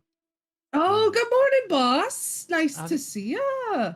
Have you had breakfast yet? Oh, I haven't, but that's okay. I like this. I'll eat later. I'm not a breakfast guy. Well, come on and Rodella made some lovely pancakes, and I'd love to chat this morning. Oh, I do love Rodella's cooking. Yeah, I'll come in. That's really quite divine. Donovan, has there been any mails come in for me this morning? Oh, yeah, a couple of letters. I put them on your desk. Thank you, dear. I also must ask, have you noticed anything out of the usual routine lately? Oh, anything, no, not normally. Nothing particular. Anything in particular you're curious about, boss? I just had a hunch. I know things are, as we're ramping up operations, I know that there are quite a few folks out there who would like to see what we're doing. I would love if we could implement a slightly higher state of alarm for the next upcoming days. Sure, yeah, we can move things from code green into code orange, boss. I'm totally fine with that. I can get that all sorted for you. No, not to worry. Fantastic. No, sit. Kind of goes and sits, but like is very like straight in their chair and like very much trying to like remain professional as he sits. Fantastic. And then I think Riva sets the plate of pancakes next to the sort of like table next to the chair, and then she takes her seat at is like sort of like a sprawling, sort of expansive, I think like solid wood, probably like a rich, like I think of almost like a scarlet oak, like full like dusk and stuff, and then she sits back in her chair. and takes a moment and cracks open some of those letters with Yeah. with Donovan. Yeah. Sort of. So you have a couple of letters from a couple of different organizations. You have a letter from Euphony Wingsong from the Bellmakers of Lita, letting you know that all the shipments seem to be golden, and to let her know if you need anything else. You have a little bit of junk mail like you always get. But Donovan likes to make sure that you have it so that you can make sure that you're up to date on all the goings on in the galaxy. So there's like, a couple of like political mailers that are like, just like mean targeted ads. Donate now. Yeah, stuff like that. You get a flyer that has a couple of coupons for Rosie's, which is one of the local restaurants on Dorithium that you think they sent out to a bunch of people.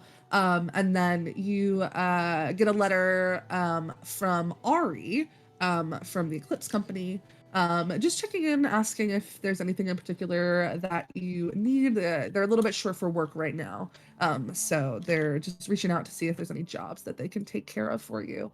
And that's kind of what you get. Fantastic. I think that while Donovan is like eating, I'm assuming. Yes. Digs right in. I also like asked for like sort of like in between bites as I'm like perusing the letters. I'm asking for updates from Donovan about like the family, like what are the kids up to? Are they doing okay in school? Like are they doing okay in school? Everybody's doing great. Thank you so much for asking. The family's doing really, really well. The grandkids are starting school pretty soon, so that's pretty exciting for them. Miss Rosalie's a great teacher. I mean, you know this because they teach you, your grandkids too. So I mean, the kids are really excited. I think they've met Aspen and Element already. They're great, by the way. I mean, your grandkids are just But everything's pretty good. How are things with you? How are things with your family?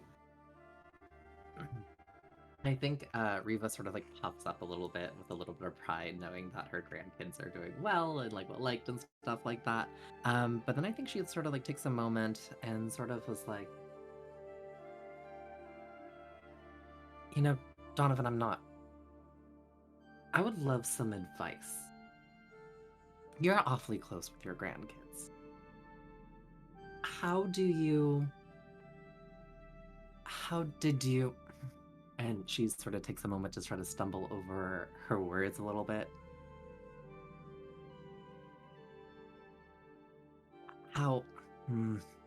And she like takes a moment and just kind of goes, "What? Never mind. I'll ask you about it later." Well, in a hypothetical, situation where one might be interested in developing a deeper relationship with their hypothetical grandchildren. Not that was the question that you asked me, but just speaking, in hypothetical terms here.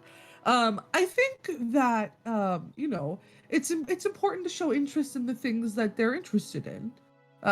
Kids that age, they love to talk, and just listening to them really goes a long way, right? Showing them that you're interested, asking questions, and making sure that they know that they're heard. And I think that's a really important part of my hypothetical relationship with my hypothetical grandchildren, and that's the hypothetical advice that I would give to someone who hypothetically asked about it. Eats a pancake. A little bit nervous. Riva takes a long pause, like looks at one of like the political mailers and tosses it in the trash. Hypothetically, thank you. And then she sort of says, like, when you're finished, you can just leave the plates. Okay, boss. Thank you. Oh, by the way, have you heard of a wallow?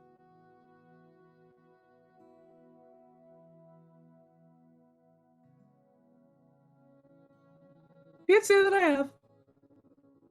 Well, thank you. Keep an ear out if you hear anyone mentioning. Oh, kind of like wiggles his ears a little bit. Both of them, up and out, listening. Fantastic. You're dismissed. You said to leave the plate. He does take it to go wash it, before bringing it back and setting it down on your desk before going back to their station outside of the office building. Is there anything else that you wanted to do? I would love to sort of like write a letter to, I guess, would it be Ari who is From the Eclipse Company. from the Eclipse Yeah. Company? Just seeing knowing what they are as sort of like a spy guild and an information network. I sort of like in addition to the normal requests that we make, to catch in on business dealings and to figure out, what's going on with like the different markets and stuff that we're involved in. I also include a request to look into Wallow Sure. and also anything about what they can find about red birds, I think, or some of the information that's been shared. Incredible. Yeah, you can absolutely write that letter and it can absolutely get sent. You know that it's going to take probably like a day to get it to Bastard Alley. And if Ari has information, they'll send you a sending message as soon as they get the letter. And if they don't, then it'll probably be another day before they write back to you. Fantastic. And then I think she just sort of takes a moment to like stare out the windows with a cup of tea and see Bradella with the grandkids playing, and then Sure. just sort of watches. Sure.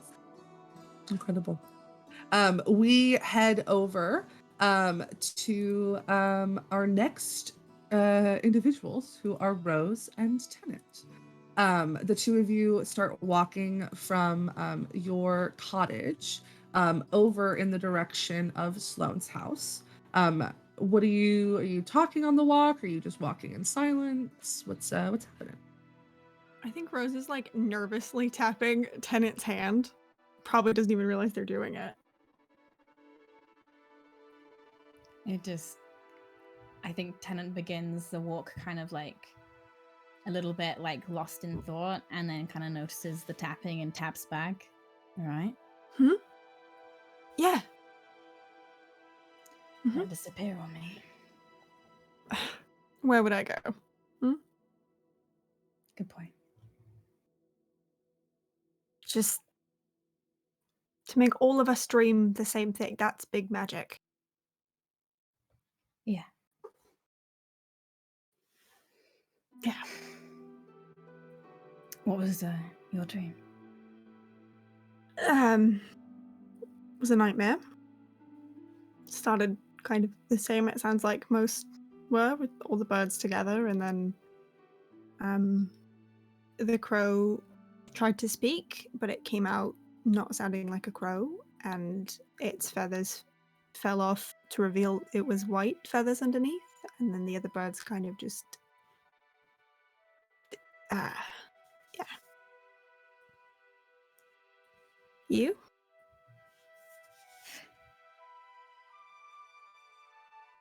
He like tucks a piece of like emerald hair behind one of her elven ears. Hey, you are a crow.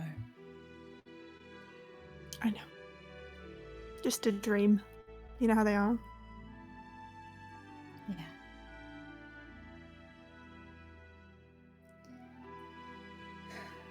What was yours? Can I ask? Just about the twins. It was like a weird nursery rhyme about a cradle and a tree. Well, the cradle came down. Right. Cheerful night for the two of us then. Seems like the old days. No, not like the old days. Yeah. Squeezes her hand again. I mean, Squeeze it back. Listen, maybe we just all ate something weird, or a weird plant growing on the estate, or I don't know. It could be anything, and I'm sure Sloane will probably know what it is. Yeah, he's open.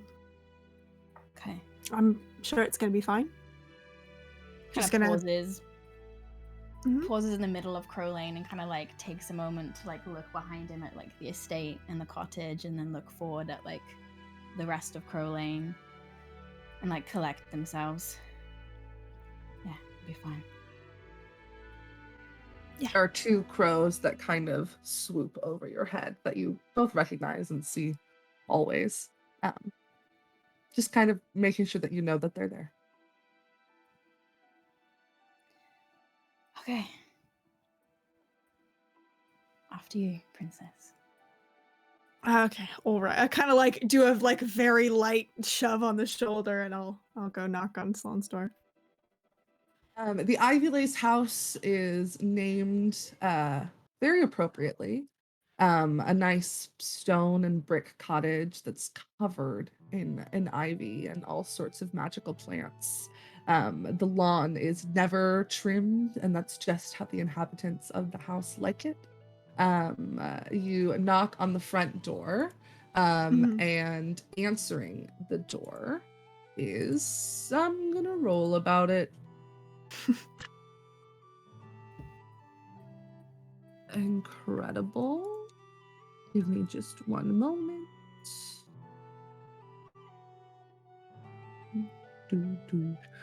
You see Nor opening the door.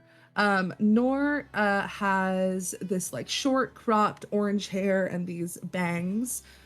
Looks a little sick.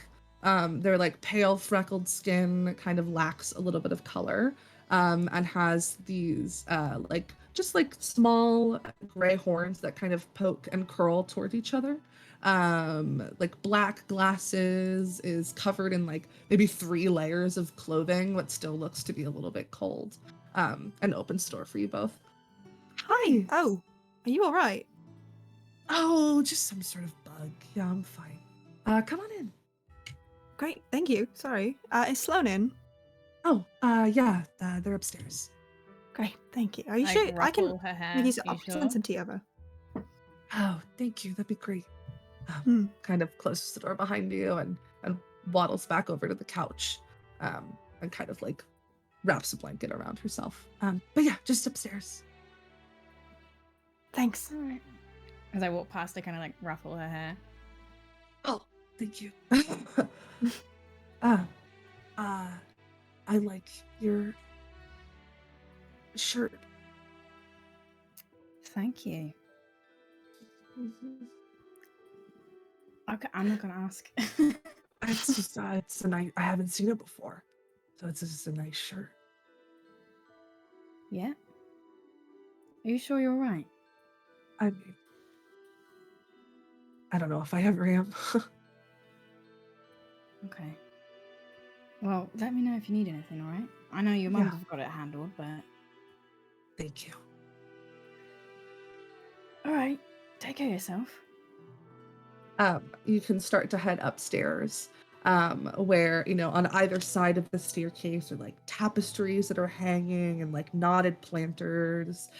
Each of them have like they're made of macrame, but they have like crystals that are like twisted into them. And you make your way upstairs to like this giant second floor, which Sloane has turned into like a meditation room and also like a workspace, but it's like open concept.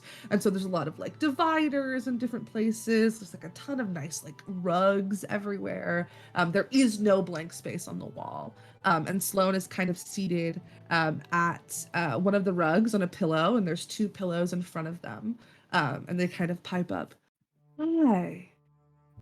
I was Hi. expecting the both of you. Come sit. Yeah. I like Tennant gives her like a very like genuinely affectionate hug. And then Kind sits of like down. scratches the back of your head a little bit. Come sit. Did Nor have like a vision or something? Doesn't look very good. Oh. This morning, yes, but we're handling it. Okay. How What can I did you do? sleep? Did you sleep all right? Oh. I mean, I never sleep well. But it's okay. How did you sleep? Kind of just looks at Tennant. I think a lot of us in the state area, kind of an odd night. But I'm sure you already knew that. Weird dreams, Hmm. Yeah. birds. Birds. Yeah. Yeah, we talked about that one at breakfast.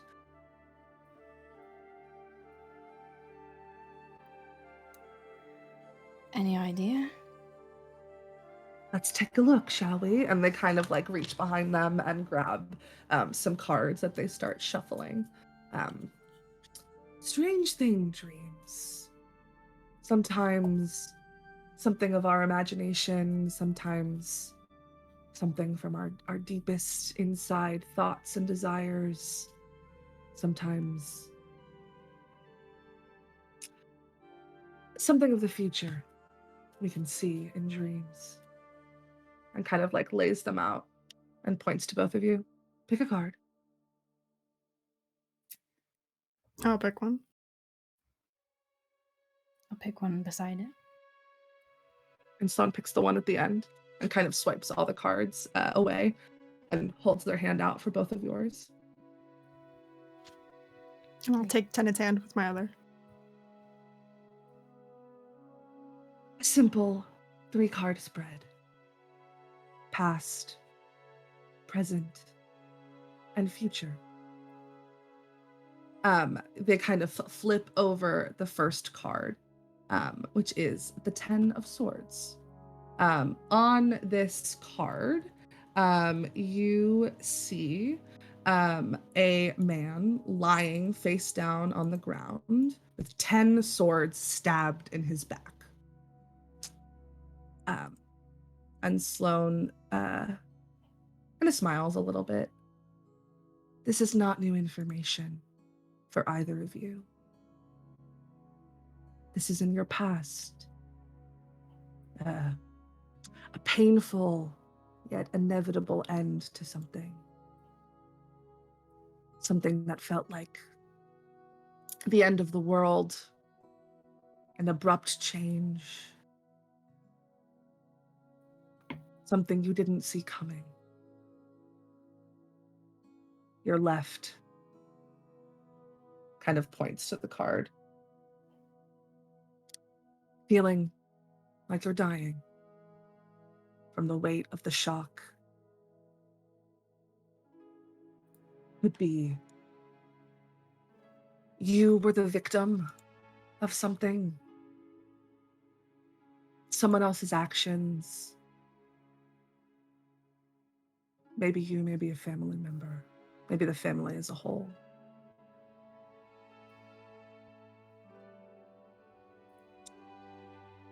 This card indicates that you've been playing the victim. Maybe you should have. And kind of goes to flip over the next card. The next card that you see is the Page of Cups. On this card, you see like just a little guy in like a fancy cloak with like a fancy hat with like a long flowing scarf. There's like the sea behind him, and he's holding like a gold cup in his hand. However, this card is reversed and upside down. And Sloan kind of looks at it and cocks their head. Interesting. The present. This indicates that you're having some sort of thoughts, ideas, some sort of creative truth that you're not sharing with others. Maybe there's some sort of information that you're keeping secret. You want to wait until whatever this thing is has progressed further before sharing it. There's an inner critic within you, causing you to doubt whatever this is. Wondering if maybe you are the right person to take on this endeavor. Don't listen to it. And they flip over the last card. And what you see, for all my tarot friends out there, what you see is the Tower. Mm-hmm. Depicted on this card is a large gray slate tower that has been struck by lightning and is caught on fire. And people are jumping out of it. It is chaos It is destruction. And Sloane just stares at it.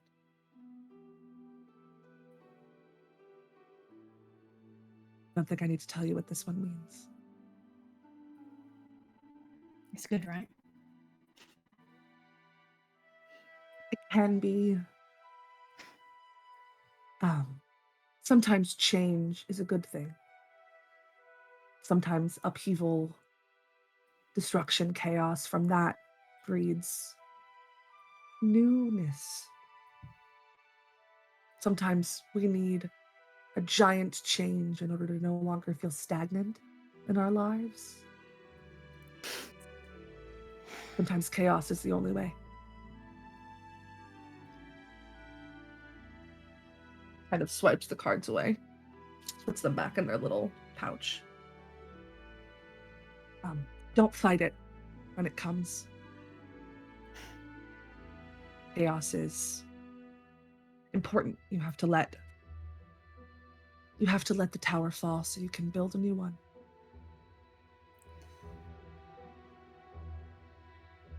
Yeah. I'm terribly sorry. Thanks. Do you want to do it again? Just to make sure. Just. Kind of gives you a warm smile.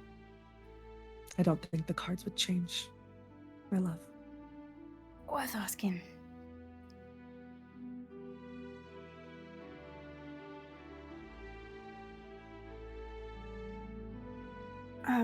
I don't mean to pry. Can I ask what that vision was this morning? If we're really approaching the collapse of a tower like this? Why don't you ask them yourself? Yeah. Not mine to tell.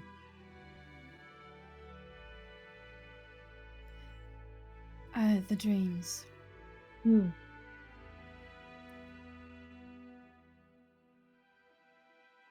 you think this is a collective sharing of minds or an external influence?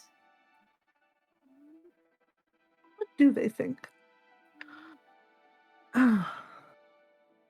It's hard to be sure. There is something in this family that is quite unlike other families out there.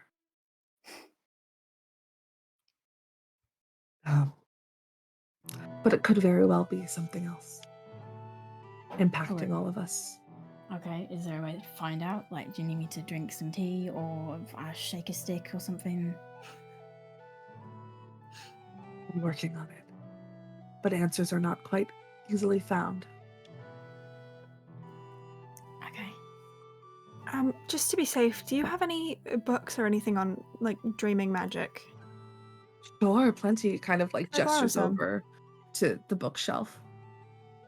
Do you mind if I borrow them? Take your pick. Thanks. I'll kind of get up and start perusing. Sure, yeah. You can find, like Dreaming Magic 101. And like, dream interpretation for dummies and just like a bunch of books. Yeah, I'll take as like 3. Yeah, go for it. Great. You could take Dreaming Magic 101, Dream Interpretation for Dummies, and like The Nice. Science of Dreams.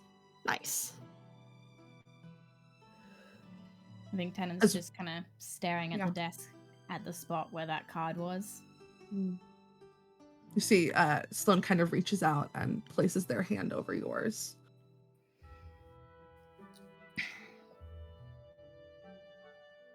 It's going to be okay. Yeah. Things might not be for a little bit, but it will get there in the end. It always does.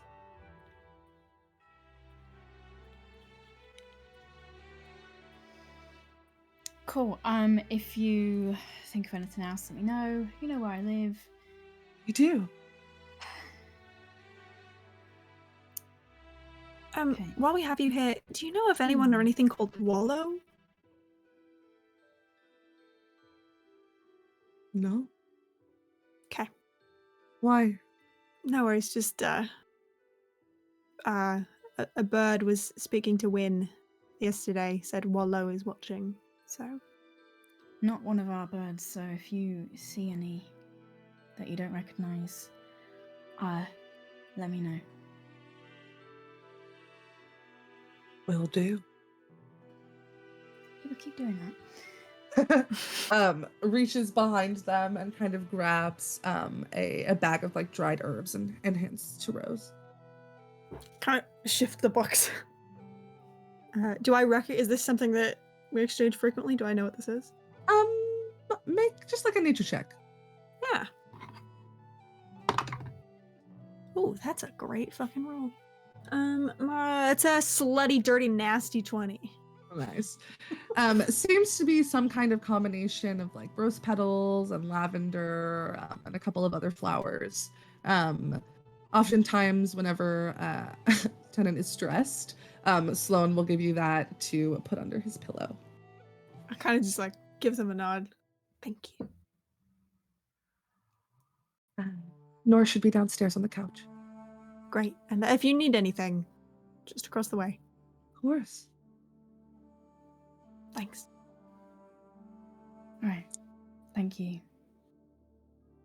And as Rose and Tennant descend the staircase, that is actually where we're going to go take our break. Don't change that Twitch channel. We will be right back in approximately 10 to 15 minutes to figure out what Nora's vision is about. Can Bradella balance two 6-year-olds who are hyped up on sugar? And will Nadette find any more information out from the people in the town? We will be right back. See you in a bit.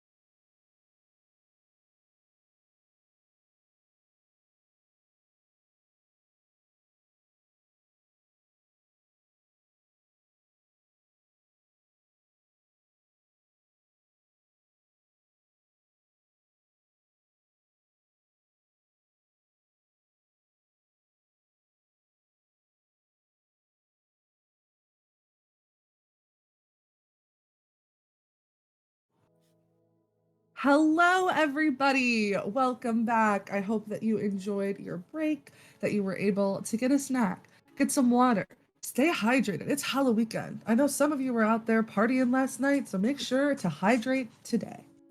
We are going to pick up, actually not where we left off. We're going to leave Rose and Tennant for a little bit, and we're going to go check in on some other members of the family. We will come back to them later. I'm gonna, you know what I should have done before this was look and see who was next. I didn't, and it's loading, and it's Nadette. You're doing so good. Thank you. We are going to go find Nadette, who is disguised, and walking around downtown Dorithium. Nadette, is there any place you're trying to go to in particular? Yeah, I think first things first, Nadette will make a stop at the taverns. So I think we'll start with like the Rookery. Just like go in, inquire about a room, and like get a like coffee with some Baileys in it, and just like sit kind of at the bar area, just seeing if anybody else comes and sits to strike up a conversation, or we'll just start talking to the bartender. Sure. Behind the bar, the bartender is, just give me a second to get to this part of my notes. The bartender is like a human woman, middle-aged, has this like nice kind of alabaster skin that's very, very smooth. And these like bright, like green, almost yellow eyes, and this like long, dark, wavy hair, and notably this scar that looks like claw marks. There's like 3 of them over one of her eyes. And she, will get you your drink, and just will like kind of stand and do some idle NPC animations, unless you'd like to talk to her. Is it always this rainy outside, or is this just like bad weather this week, or? Yeah, well, welcome to Dorithium, my friend. It's always this rainy, and you're gonna love it a little bit. Oh, great. So I should invest in like some rain gear if I'm going to stay for a while or come back? Probably something small that you can keep in your back pocket. It rains for about 15 minutes and then it stops, and then it rains for about 15 minutes again and then it stops, and you can never really tell when it's gonna start back up again. Well, it's good to, I'll have to invest in an umbrella for my return trip. Yeah, where are you from? Aura. Aura. We got mountains and stuff, so depending on which side you live on, you don't really get the rain, because, the clouds can't quite make it over the hills, so I'm on the drier side. But, Well, welcome to Dorithium. I can tell you, the rain suits you. Kind of gives you like a cheeky little grin. Oh, well, thank you. I really appreciate that. Kind of like blushes a little bit. You know what else I've noticed? I mean, I haven't been here very long, but there's a weird amount of birds here. Just always there are birds. Is that like a thing? Is there like a bird sanctuary? What's up with that? The proprietors of this here planet kind of got a thing for birds. I think most of them are implants from other places. Maybe like a sanctuary. I don't really know. Oh, interesting. Is it like one kind of bird? Because I've seen a lot of like black birds. Have there been any like colorful birds around? I mean, like it's kind of ridiculous. You have a planet of like all gray, and then you only have black birds. Like, where's the spice? Where's the life? It's mostly crows. I'll tell you that much. I don't know. Family's got like a thing for them. All right. None of my business. Tell you what, I'm here for a week, so if you see any bright birds, you let me know. I'd love to go find some. Sure, yeah. What brings you to town? Oh, I'm visiting a cousin of mine. It's like, we're not close enough for them to be like, oh, come stay at my house. Just like, hey, you should come by sometime. There's a great inn, so, Yeah, probably weren't talking about this one. I'll let you know that. No, I heard around that you had the better coffee, so I figured I'd sacrifice the amenities, no offense, for some good coffee. It's not my place. I'm not taking offense to it. Don't worry about it. Alright. Well, Well, let me know if I can get you anything, and enjoy your stay. If you're looking for some entertainment, you know where to find me. No, I will do so. I think I'm going to head out and see my dear cousin, and but I might be back this evening if you're free. Just so happen to be. See you then. Like, chug down the coffee, pretend it did not just burn the back of my throat so bad. Make a With the- performance check. Okay. Oh, with advantage. I have advantage. Oh, wow. I rolled the same thing, but that's okay. I have a plus 11 to my performance for a 23. It doesn't seem to phase her. Take care. And then I'll just like do the same thing at the other two taverns, like same story, in town to visit my cousin. I'm from Aura. Have you seen any Sure. bright, colorful birds around? Is it just these stupid crows? What's up with that? Neither of them have. Both of them just as eager to talk with you and chat with you and see what's going on. One of them a little bit more forwardly flirty than the other one. But you know that happens when you go to a place that is affectionately nicknamed the Horny Nest. So, you know, It's it is what it is. Nadette does like make a date. Okay, so like tonight I gotta go back to the Rookery for a date. Tomorrow night it's the Horny Nest, and like just like lays out the 3 like dinner dates she has got planned. Love it, love it, love it. Perfect. And then we'll probably just like you know, disguise self only lasts for an hour, so we'll just end at the antique shop and go in, work on that stool she promised Sam. And as you're kind of sitting in the antique shop, you hear the door open and the bell ding ding ding ding. And walking in is your good close friend Mario. Mario is a human man, has like salt and pepper gray hair, and a mustache, has like a really sick eyebrow piercing. It's like silver, and also some scars on his face. And he walks in and he goes, Nadette, it's nice to see you. How you doing? How you doing? Mario, how are you? Come in, like give him a big hug. Pats you on the back. Oh, it's always a pleasure when you're here. You're kicking around. Please. Well, I'm here because you guys have got one of our diner stools. Rose said you would fix it up for me. Yes, I've got it in the back. Hold on. Run, brings it out, like plops it on the ground, like kind of like hammers it on the ground a couple times, shake it. It's not going not anywhere. even wobbly anymore. You're the best, Nadette. You know, I really do appreciate all the work that you guys do for me here.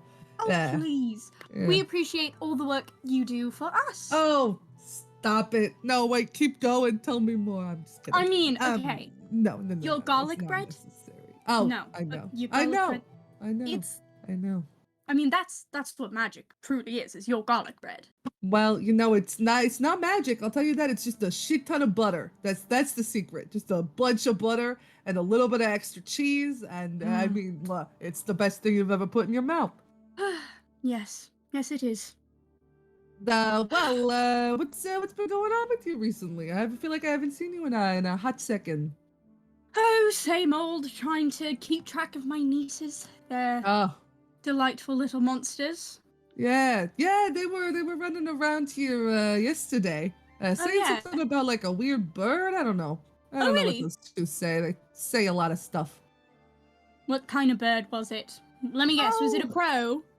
No, in fact, Oh. I don't know. They were asking me if I'd ever seen a red bird before, and I told them, well, you know, I've seen a lot of birds. I've seen a lot of birds in a lot of different colors. You know what I'm saying? You know what I mean? I do understand. But you know, I think that the joke was lost on them. But I hadn't seen a red bird around here. But they were saying to me that the bird was able to speak, and then I know that your sister Ruby, I know she's able to speak to birds, but I've seen her speak to them, and I've never been able to understand them. And I didn't think that the kids would be able to understand them either. And so I was thinking maybe, it's a bird that's able to mimic speech like a parrot or something. And I said that, and then I think they immediately forgot the word, and then they ran away. So I Sounds love like them. them. I love the kids. Oh, They're yes. so sweet.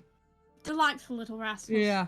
They almost make me feel bad for Ruby and Tennant having to deal with me as a young one, but I'm sure I was so much more delightful, of course. Of Caused no course. trouble. Of course. Well, if you hear anything about birds or see them around, or I don't know, if anybody comes in and asks about birds, Yeah, I'll give you a hoot. Gives you like a little wink. winks right back. Right. Well, While I've got you here, actually, I was just going through some old records in the back.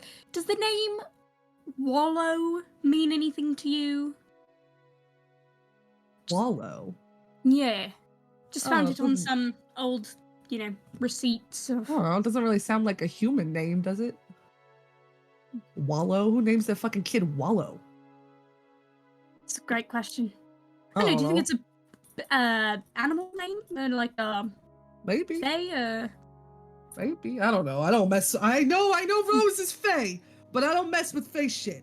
You mess with Fae shit one too many times, you end up without your memories. And I know that there's a lot of shit in my brain that I'd rather not remember, but I mean, there's some stuff that I do want to remember, you know what I'm saying? So, I don't mess with Fae shit. But it might be, it could be Fae, but definitely not a human. I mean, who the fuck names the kid Wallow? There's a recipe for getting bullied in school. And I know Miss Rosalie's nice, true. but I mean, Wallow? Right, the kids are mean. Miss Rosalie, You a start getting saint. called Swallow? I mean, that's a recipe Swallow. for disaster. Yeah. I mean, wait, is there a bird called swallows? Is that a bird type of bird? Is that anything? I think so. It is a type of bird. Yeah, that's something. All right. I don't know, maybe the kids heard it wrong?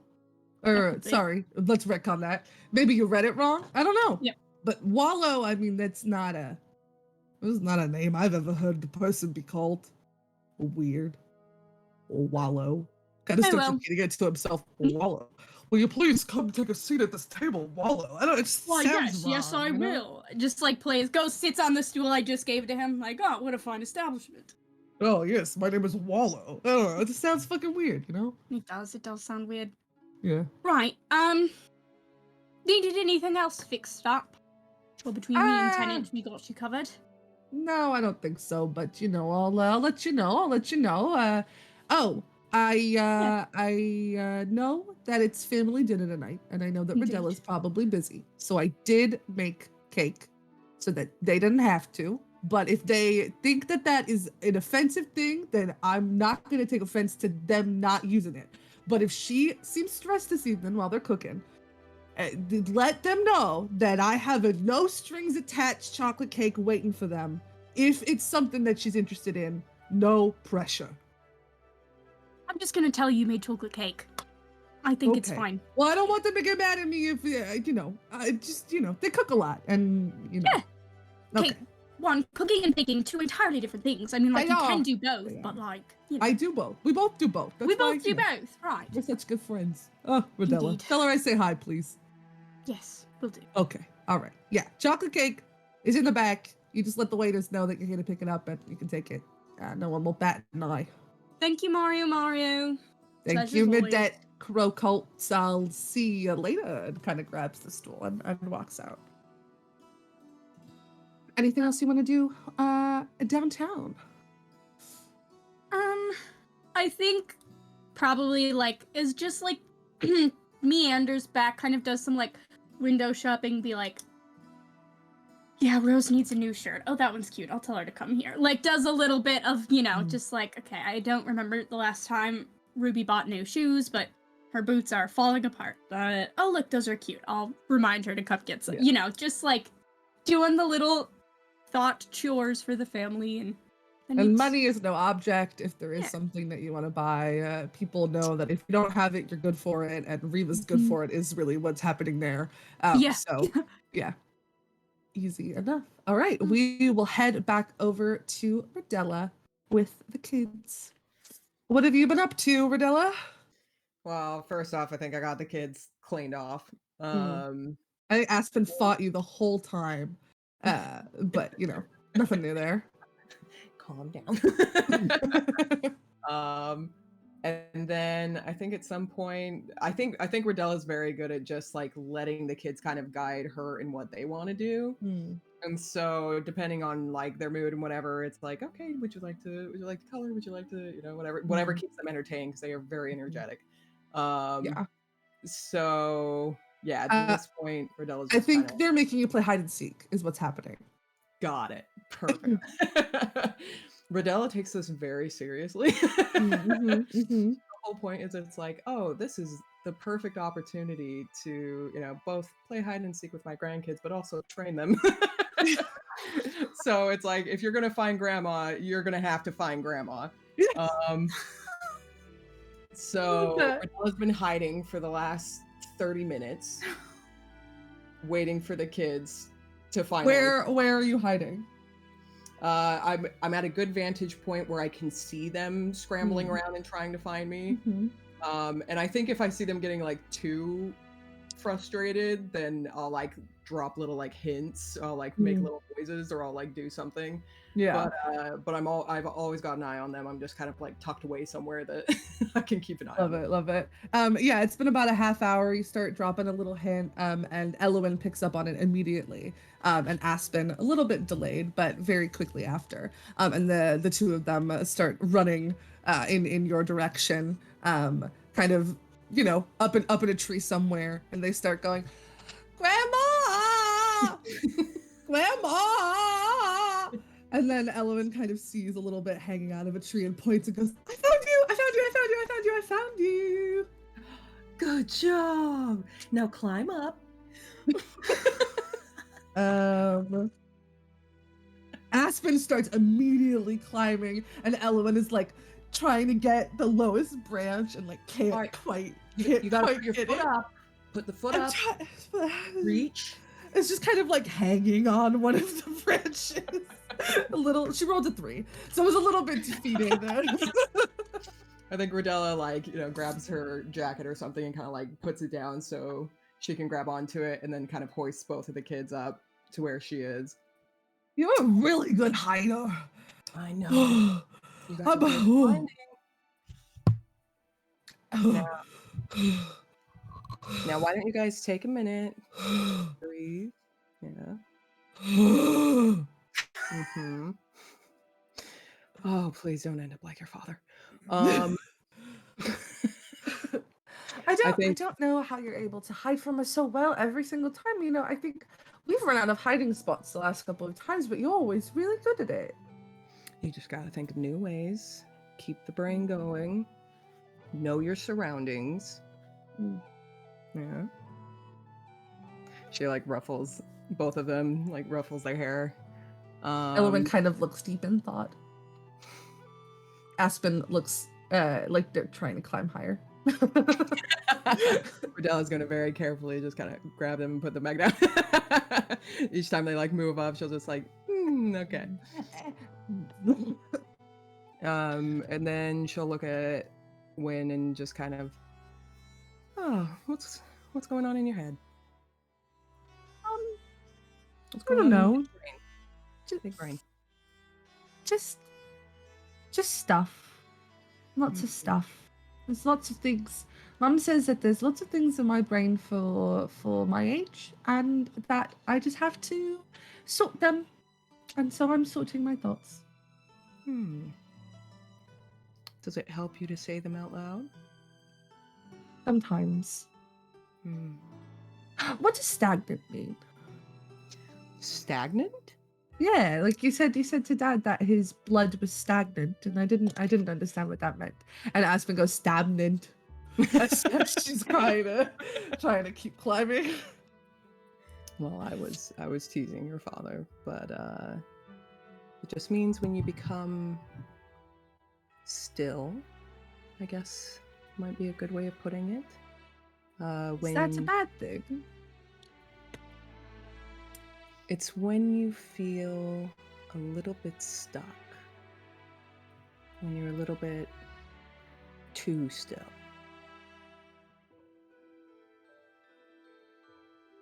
ever feel like that sometimes?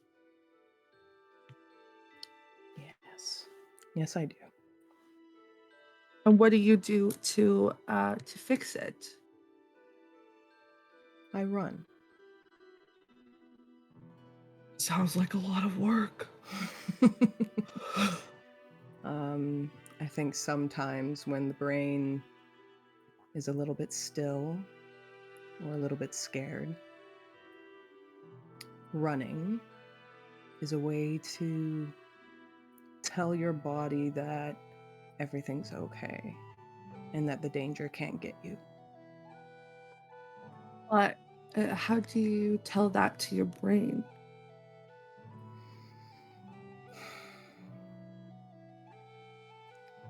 I'll let you know when I figure that out.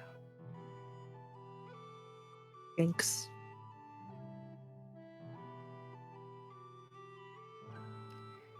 Why don't we get down from this tree? And let's go inside. I saw your mother had some little paints tucked away in the cabinet. And I think maybe we could put some of those thoughts down onto some paper. You think that would help? All right.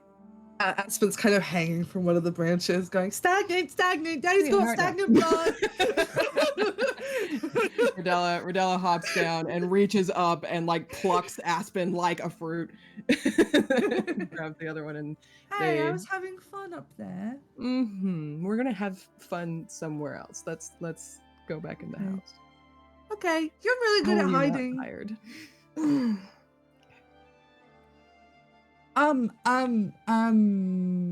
I'll race you there, and like jumps out of your arms and starts running back toward the cottage. Okay, she does not have her father's problem. Let's go, sweetie. Elowen kind of very, very loosely grabbing onto your hand and walking back with you. Yeah, we'll kind of we'll leave you guys there, and we'll head back to the loose thread we left at the Ivy's house with Tennant and Rose. You can descend the staircase, and you see Nor with like a hot mug with a spoon in it that you can gesture as some kind of soup that they're kind of like holding, again covered in like blankets and shivering a little bit, just like holding the mug, and there's like a book on his lap that you can tell has not been changed from the page that it was on from the time that you guys got here. Oh, how was it?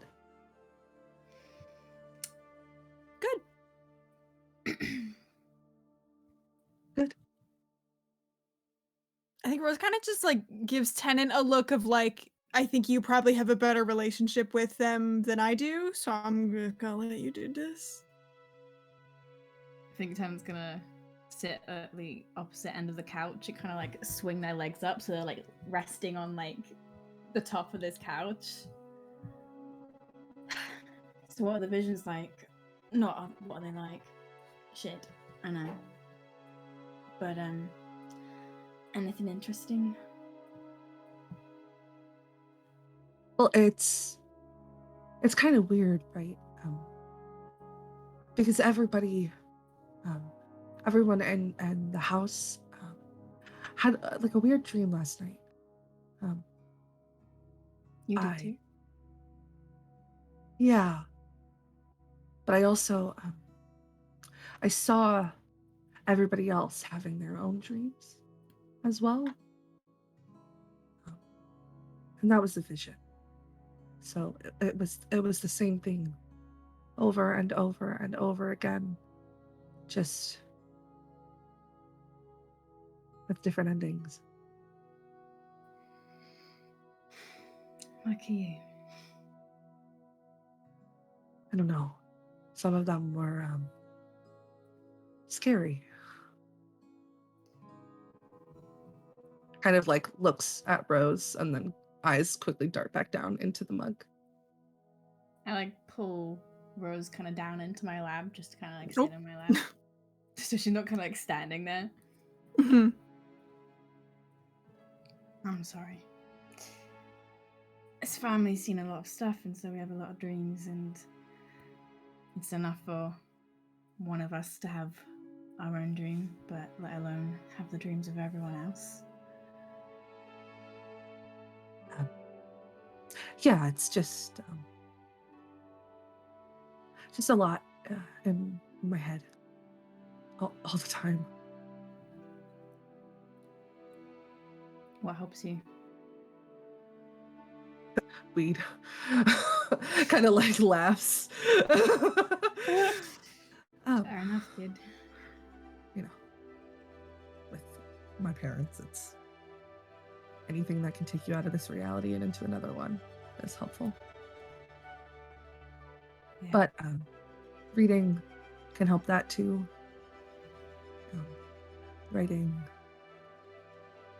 music, anything that doesn't let your brain be so fucking loud.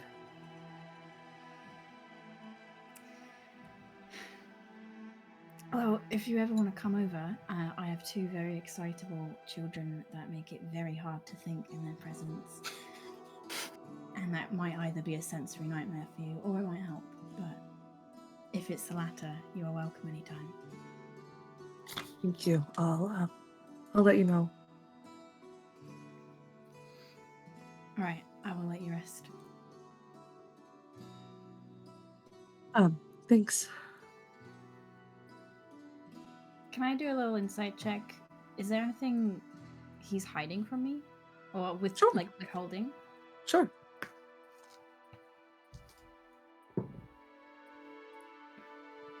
Um.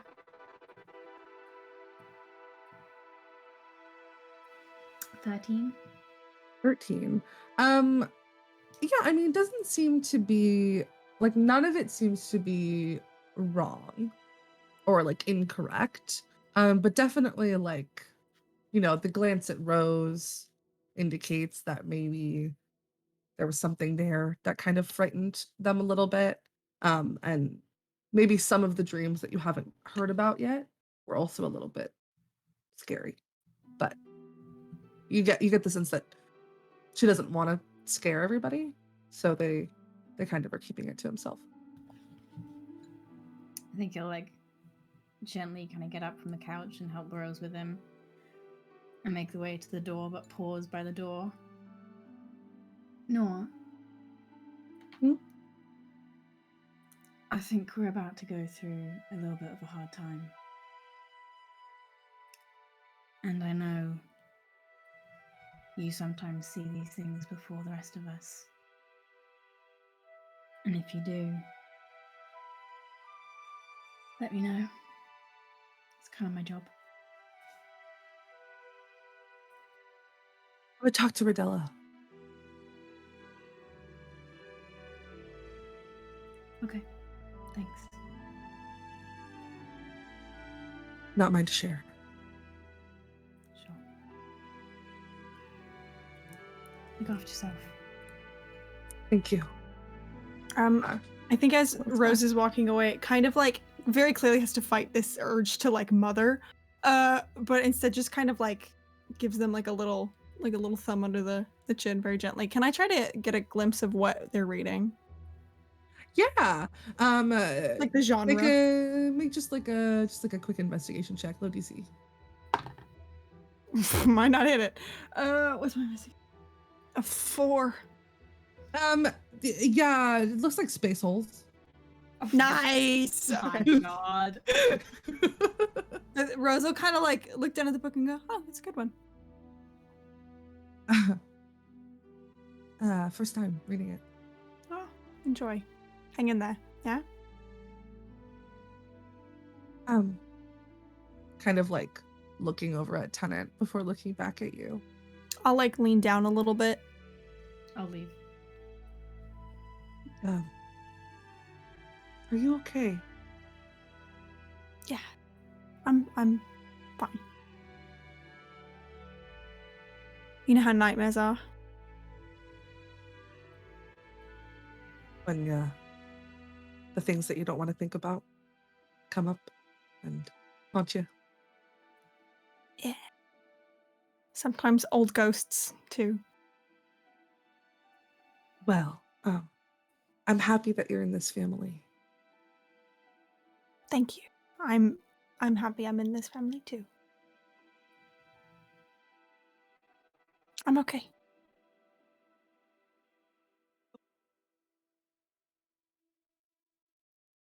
All right, you give me a review of that when you're done. Yeah. I will.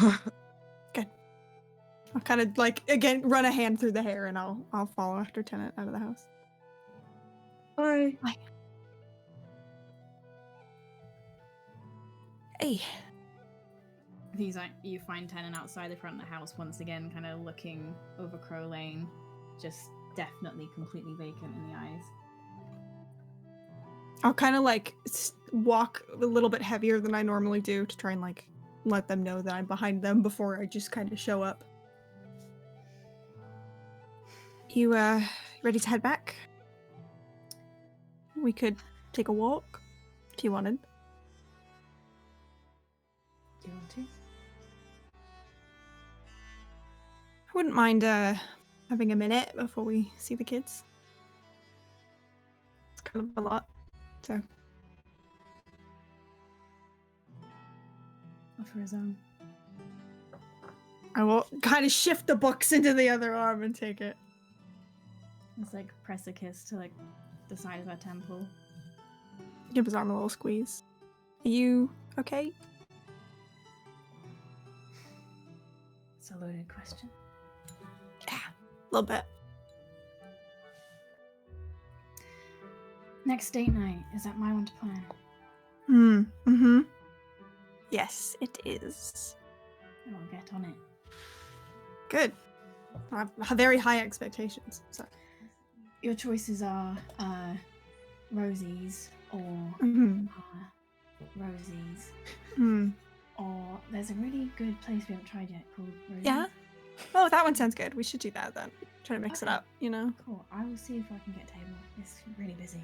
Well, I mean, you know, you could probably just like drop my name and then, because it's the name of the restaurant, and I think you'd probably get a pretty good. Maybe I'll speak to the owner.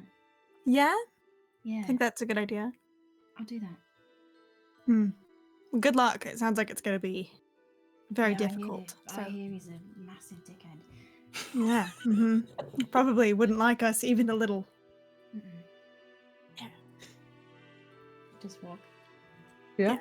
The two of you can walk together. We're gonna head over to Nadette, who Mara, you let me know that you wanted to have a conversation with Ruby. So Yeah. go for it. Just head back to the estate. Kind of like blow on the bird whistle, wait for a bird to come and be like, right, can you take me to my Bernie. sister? Where is she? Do you know where my sister is? Kind of like shrugs and looks a little bit cheeky. Oh, what's that about? What do you want? Like, here, just like pull one, like a little like ribbon out of like the cuff of my like big peasant shirt I was wearing for the disguise, and be like, it kind of shimmers. I'm not supposed to give you food anymore. All right, there you go. Like grabs it in its beak and starts flying very like not like as fast as it can, but like a little bit slow so that it can take you in Ruby's direction. Boory! I think Ruby is sitting up in a tree, smoking a cigarette. Yeah. Yeah, she is. And just kind of, and we'll let Nadette wander around a little bit, before finally being, I'm up here. Christ, can you put like bells on or something so I know where you are? That would I'll get rather you a be- little hat collar or something. Christ. That would defeat the purpose of disappearing into the shadows, but all right. And I kind of will drop down from the tree. What do you Hi. want? How are you? It's good to see you too. I love you, my dear sister. Yes. You gonna get to the point, or? Oh my god. All right. But Swallow. you know all of it. Why do I have to say it? A swallow, yes. What about them? Like a bird. Instead of wallow, maybe it's the swallows watching you. Right? That's something. I mean, it could be, but why would different birds be watching us? I don't know. You're the one who knows shit about birds, so I came to you. Well, Are swallows like predator birds? I don't know. no, they're not. Okay. Not Nature at wasn't all, my actually. area of expertise in school. Yeah, I'm aware. Rude. Kind of rude. Well, I mean, the birds were pretty sure that it was wallow, so I mean, right? Have they misheard and misremembered things before? Just, I know you train your birds well and they're great, I mean, but on occasion, but I don't know, it doesn't seem like the kind of thing that they'd be wrong about. It's possible, of course. I mean, I don't mean to discount it, but all right. Well, that's all I've got. Nobody's seen any bright-colored birds around. I no, they did get haven't. They 3 might not dates have. on the calendar, Oh, but that's about it. well, la-di-da.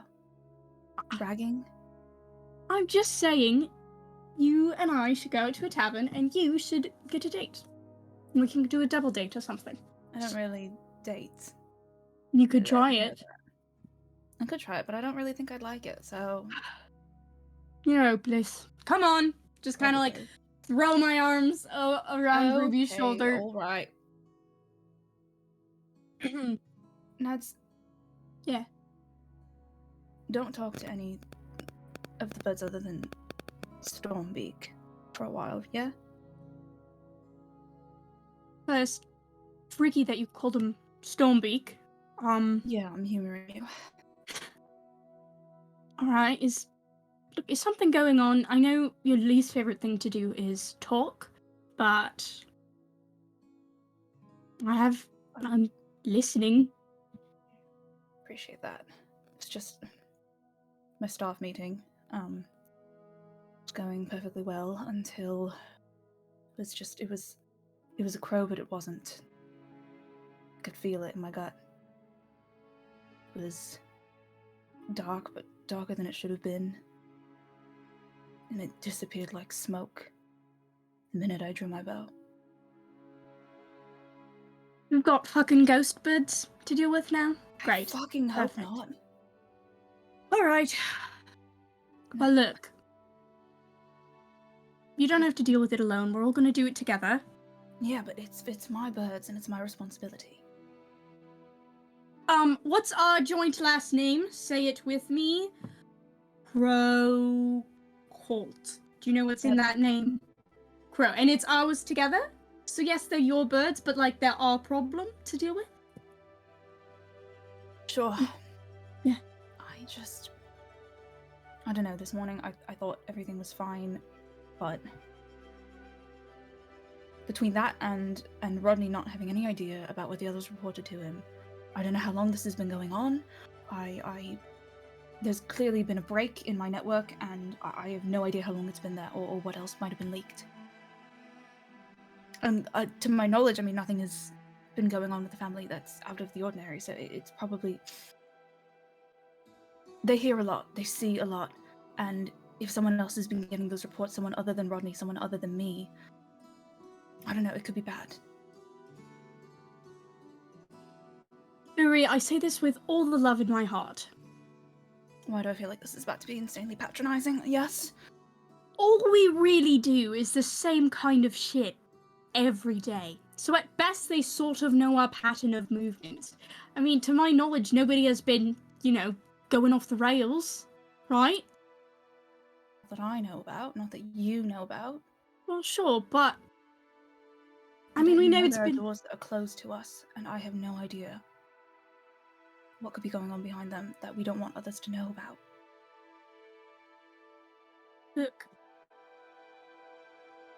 I know you all had weird dreams. Me too, but mine ended with a party, which honestly, I've come to think that's a little rude. You all got ominous dreams, and my birds just, went ham. But Mine wasn't ominous. It was actually... Oh. Don't know, I mean, same as all of you. I saw a crow, I saw a bunch of other birds on the branch underneath it. Then it took off and all the others followed. Like And I thought, yeah, oh that's wait, about right. oh my god, when are you gonna learn that you What? are It's a so loved? commemoration. It's ridiculous. It's just a like every commemoration. single What are you day. talking about? I'm not talking about my. I'm just saying all the others followed it, Mm, and then there was a mhm. big murmuration, and it was actually rather beautiful. And then it covered the moon, and then I woke up, and it was fine. Oh, great. Yeah, of course. I'm not talking about you at all. No, no, no. All right, well, if you're done interrogating me, That was hardly an interrogation. I just I like do 2 like questions. interrogation. Oh my god. Yeah, and it's All two more right. than I wanted to answer, but here we are. I love you. And I just point to Rodney to have him mimic my voice, saying I love you back because I don't want to say it. Rodney goes, I love you. Love you too, Rodney. Alright. Listen. Maybe you get some more human interaction today. Go into Well, we town. don't really have much of a choice with the dinner and everything, but Oh, actually, I've got a job for you. Mario baked a chocolate cake. Would you go pick it up? All you have to do is go in, talk to another human, and say, oh, I'm here to pick up the chocolate cake for Mario. I think you can do that. I have a lot to get done today now. No, too. you I are sitting need in a to- tree. I need You to do go not. patrol. Yes, Nope, I was nope, doing, nope. and I Too was bad thinking, you have to pick up the chocolate cake, Nad, and please, Mario I will can't be go so back there right mad, now. and I'm Alright, walking please? away. Nad, You have to do it. You have to do it. I'm not doing it. are you fucking kidding? And Ruby's doing the mental calculations of, is it possible? Could the birds carry it if I sent them? Incredible. The two of you part ways. Can I, while we are Yes. here, I'm Yes. playing a ranger for the first time, guys. Can I surely please use are. my primeval awareness while I'm Yeah, here? you certainly can. What does So that do? Okay, so I expend a spell slot, which is my own problem.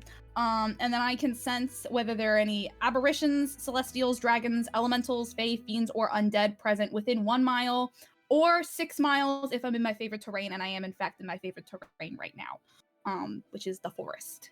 So I just want to, other than Crowley, who's a fucked up little guy, he's his own issue. That sure is a big list. Will you give that It list to me sure one is. more time? Absolutely, I will. Okay. Aberrations, celestials. I don't think there's a dragon in these woods unless we're really fucked. Elementals, fae, fiends, or undead. Nothing. Within nothing. Okay. Probably one Fae. Well, yeah. yeah, I mean, besides but the normal thing, right? Which is besides Crowley. the Crowley normal is amount. something fucked up. he's something And- lucky. You get Rose as a fae, and then you get the twins Yeah. as half fae. But It's besides that. just gonna be like in Jurassic Park where they have all the numbers of all the dinosaurs, and this is definitely not gonna backfire on me later. Okay, yeah, just like does one quick kind of look around, and is like, well, I'm gonna get this over with now, actually, and is gonna go to pick up the cake from Mario because Mario, why would you do this to me? But I love you. Sure, you can head toward Mario. We will pan over from you for a quick second. Riva, what are you up to in your office? I think Riva has just been pacing back and forth, sort of like mulling over the dream from this morning or last night in her mind. And at a certain point, she probably takes a moment as she's like pondering, like, what if we like set up a system or order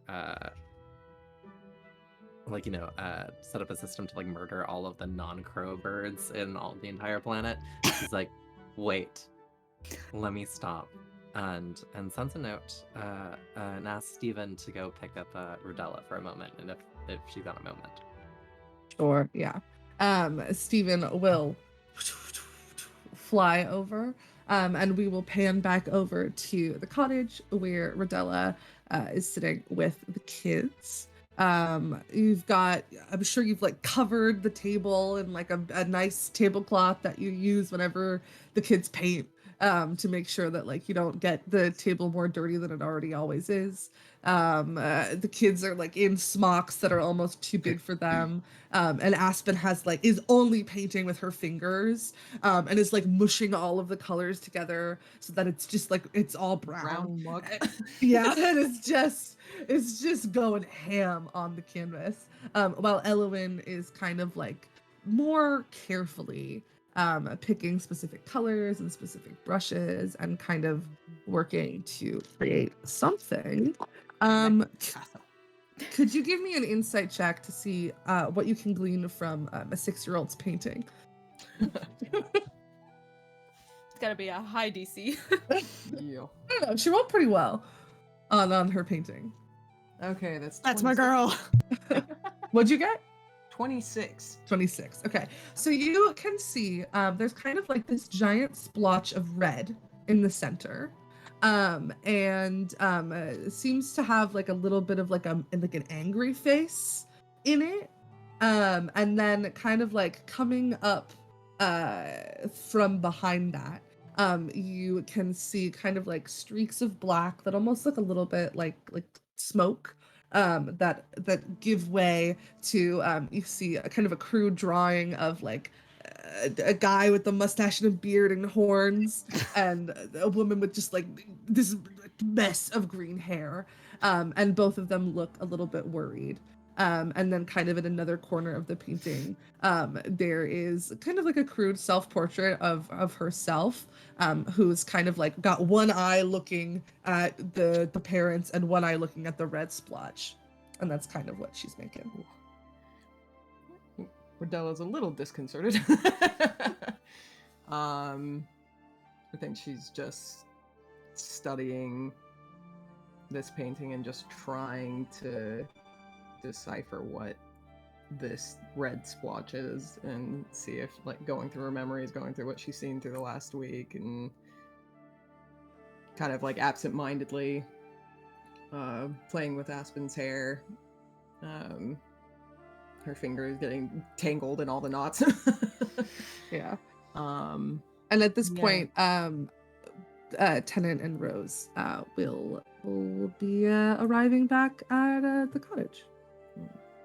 Just as a note, right before we step in, I cast Minor Illusion on the books so that the spines say things that I think a 6-year-old would be thoroughly disinterested in, like Guide to Advanced Math, and like just boring stuff. One of them is just called Anti-Disestablishmentarian. Yes, it absolutely is. Incredible. You're absolutely correct. Just to kind of mask that a little. Yeah, perfect. Easy enough. What are we up to here? Creative expression. Right. I made art. Oh, yeah. Aspen covered in paint. Yeah, You're you better are than the I art, am. my Look at that. love. It's you. Oh. Wow. I see it. Yeah. Yeah. So It's cool. uncanny. Oh, see, I think that's one of the horns. Uh-huh, you got it. It is. Uh-huh. Yeah, that's going right up on the fridge. Yep. Thank you.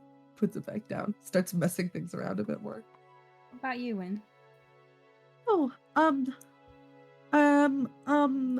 just, kind of like That- looks anxiously at Rodella. Is that me? Mhm. Good mustache. Thank you. When is expressing her feelings. Is that right? What's this? Kind of points at the splotch. Is that Ruby? Mm-mm. Oh, I just figured because of the angry face. And it laughs a little bit.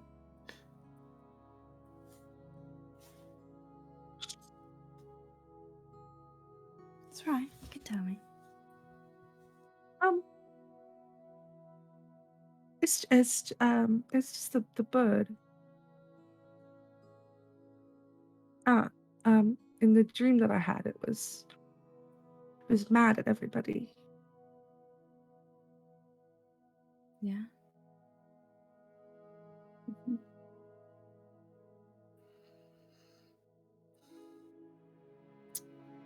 Sometimes dreams make us sad or angry or scared. They can't hurt you in the day.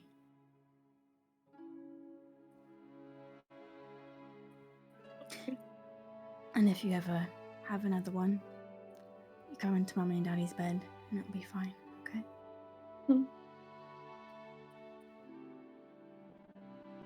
Kind of looks up at Rodella. I think I'm done painting now. It's beautiful, sweetheart. Would you like me to put it up on the fridge?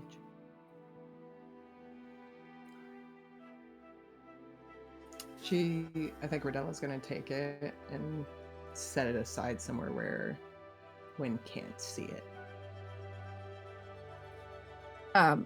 Elwyn looks over at you, Rose, and kind of like gives you the eyes of like, pick me up now, please. I'll kind of like put the books down and go, all right, I think we should go wash our hands. What do you say? Yeah? Okay, I'll scoop her up. I don't even care if I get paint all over me. Yeah. Kind of boops your nose in the same way that you booped hers this morning and gets a little bit of paint on it. Oh, yeah. Is it, what color? I can't see. Purple. Ah, excellent choice. It's a great color.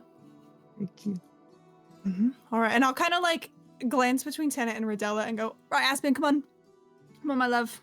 Let's go wash our hands. don't want to. I like being covered in paint. Go on, I'll tickle you again. No, fine. Kind of like smears her hand along the wall as she walks, like making a mess about it. Okay, yeah. I'll kind of lead them into another room so that Tennant and Rodella can talk. I tried to keep it clean. Yeah, thanks for that. Yeah. It's just why I wanted paint on my walls. It wasn't done by me. Sorry, Bree. Yes, go for it. And at this moment, can we have like Steven, the little crow, sort of like flap into the room and sort of make eyes with Rodella? Absolutely. I think Rodella sees the crow and then immediately stands up and walks around to put a hand on Tennant's shoulder. The kids are all right. Everything's all right. We'll handle it. Yeah. Go on, you're needed. I'll see you later.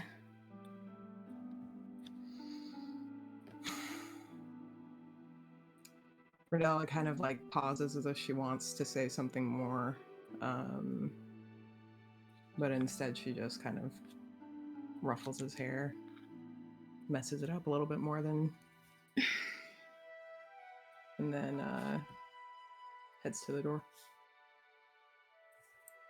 And Steven, I think, like settles like on your shoulder, sort of like on the same side that like Reva would be standing if you were standing next to each other. She like, yeah, and then the bird sort of flies over. Okay. So I'm gonna head back to the manor. Rose, Tennant, anything else in the cottage before we shift? Can I just have a little conversation with Elwyn while I imagine Aspen is throwing a fit about washing her hands? Absolutely. Great. I'm gonna kind of let Aspen do her thing in the bathroom for a few minutes, which I'm sure will be a pain in the ass to clean up later, but that's fine. And just still holding Elwyn, I kind of want to just look at her and lean my head in so my forehead is on hers and just say, hey, you know, it's okay to be scared sometimes. I feel like I'm scared all the time. I know the feeling. You're not afraid of anything. You guys are like Me? I'm afraid like- of lots of things. you're like superheroes. No, Dad maybe, but I'm scared of all kinds of things. Like what? Like, you remember when that big rat got in the house? Yeah. That was pretty scary for me. And it's just a rat. It's not something to. I was very scared of. scary. He was very large. He was very quick.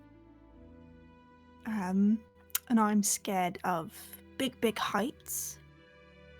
Those are very scary. Yes, of course. And the dark. All kinds of things. But you know what I do when I'm scared? What? I look at your dad. I look at you. And you make me brave. Yeah? So if you ever get scared, You just look at your family. I want you to remember that you're safe. We're never going to let anything bad happen to you ever, not even one thing. Okay? Take a deep breath with me. Go. Let it out. Good job. Okay. It's okay to be scared. Just, you're safe. Right? I love you. I love you very much. Now let's wash that purple off those hands, yeah? Yeah. Taylor Okay. like holds her hands out. Make Whilst them this both is wash their happening, hands. Mm. Tenant's gonna go into the bedroom and take off their shirt and put on a holster, and out of the locked box by the bedside, gonna remove his pistol and just harness himself up with his weapon and put his shirt back on. We follow Stephen and Rodella over to the office building. Donovan still stationed outside. Oh, hey, hi, hello, nice to see ya. Yeah, Riva's in our office. How are the kids? Oh, they're great. They're great. Thank you for asking. Yeah, the grandkids are starting school soon, which is very exciting. How are you? How is life? Oh, it's been good. Just Good. kind of a chaotic day. Oh, yeah. I can, every day's kind of chaotic here, but come on in. I don't need to pat you down or anything. I trust you. Come on in. She pats him on the shoulder and walks past. I think as you walk Ring. past, you see sort of Riva, and she's been sort of like pacing in her office back and forth in front of her desk. You're gonna fray the carpet, love. And at this, Riva looks down at the carpet, and there's like a noticeable sort of like furrow in it. And then she looks over to you, and she kind of says, "Do you think it's too young to teach the twins about weapons? I mean, we started with pistol training with Tennant back when he was about their age, right? Wait, I don't know. How long ago? Yeah. It's a little foggy, isn't it? Have we gotten old? No, let's not get into that. Have we gotten soft? You? Never. I worry that I'm becoming like some of Ruby's crows, sitting here, content. Now, you and I both know that this is an important time for the business. As we're expanding our work with the Bellmakers of Leda, or as we're working with the Birdhouse, as we're expanding and growing our reach, it's an ominous important for all of us to have these dreams.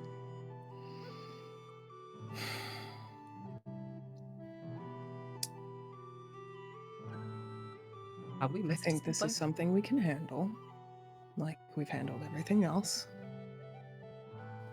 It's a little disconcerting, but we'll figure it out. We always do. How did your dream start last night? Well, a bird in a tree, crow, and a flock of all kinds of birds settled on the tree around it. Sound familiar? Exact. How did yours Well, end?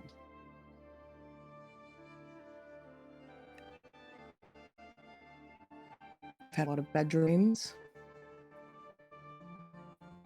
so I wasn't too concerned about this one until everyone said that they were having the same one.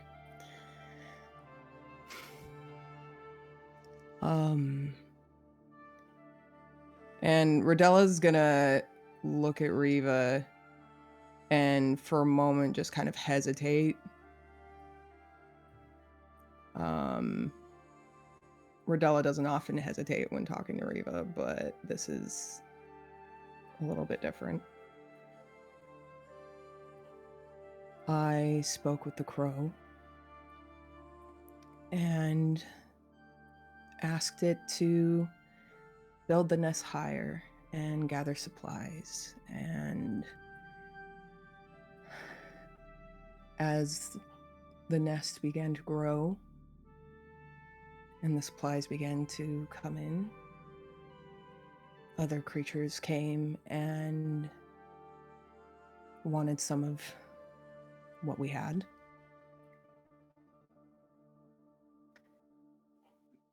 And then it got bigger and more fortified, and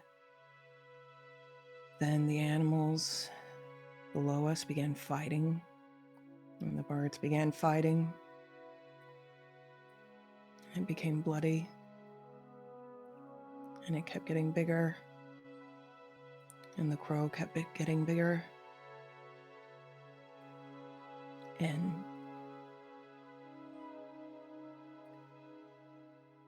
then it turned into a monster.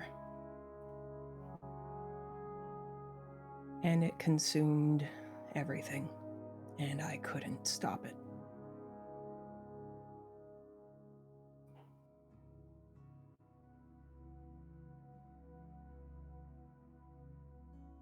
My love, mine ended differently.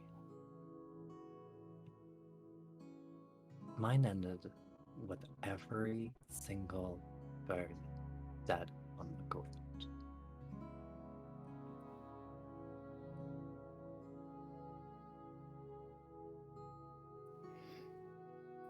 I worry that we've gone soft.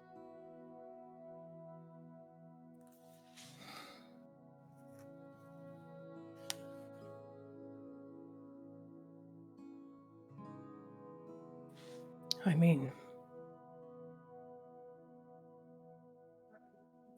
we could use a little bit of that.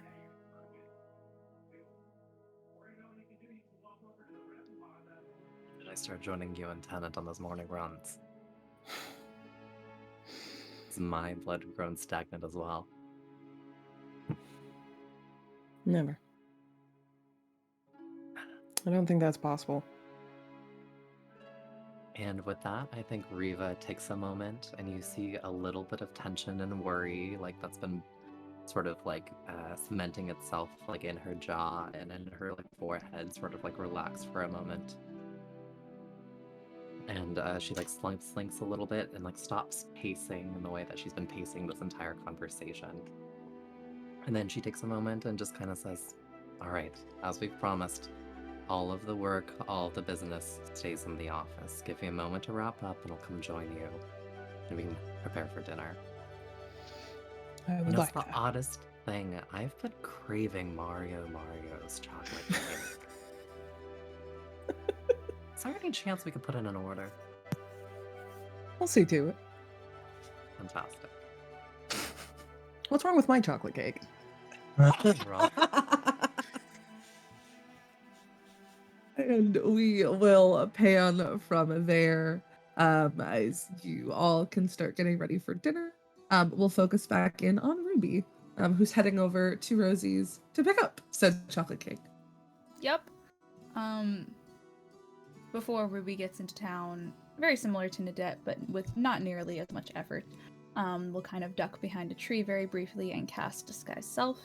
Her disguise is not nearly as creative as Nadette's.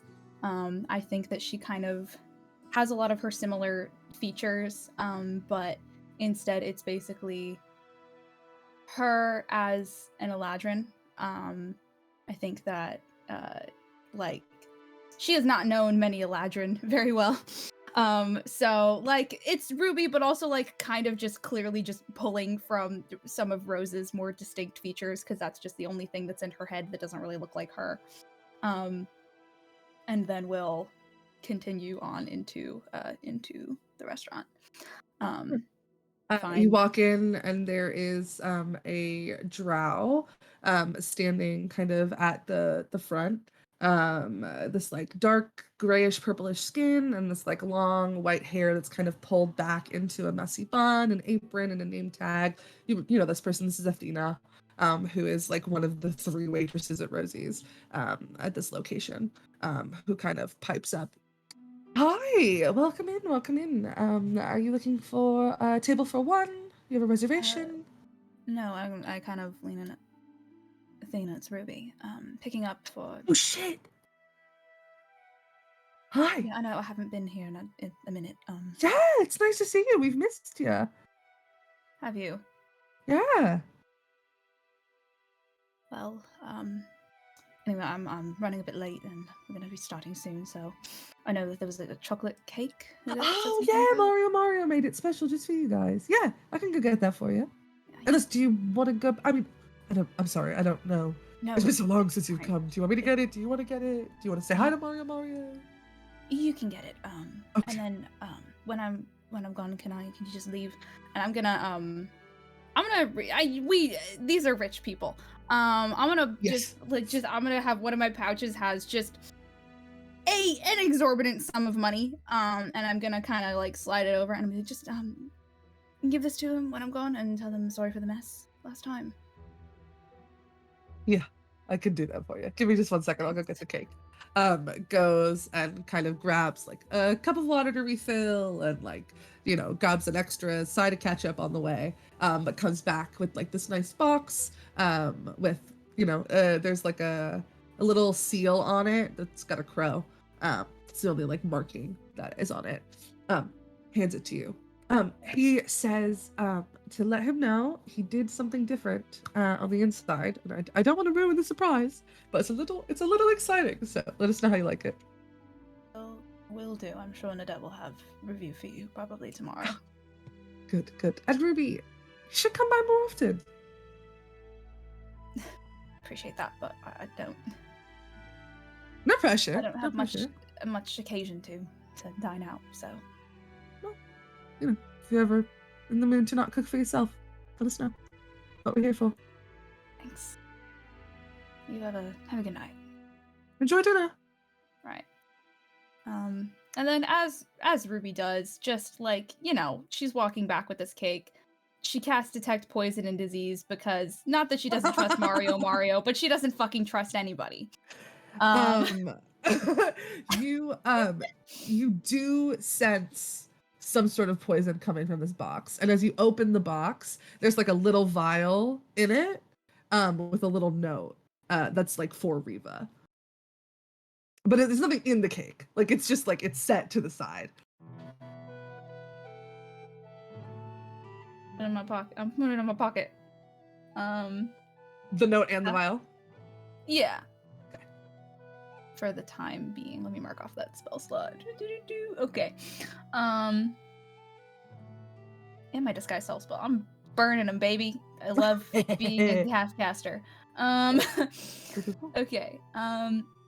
Yeah, and I'll head back, and then as soon as I'm kind of back on the grounds, I drop my disguise self and just come back as myself. And I think I drop the cake off, and then if I can, I'm gonna go find my mom.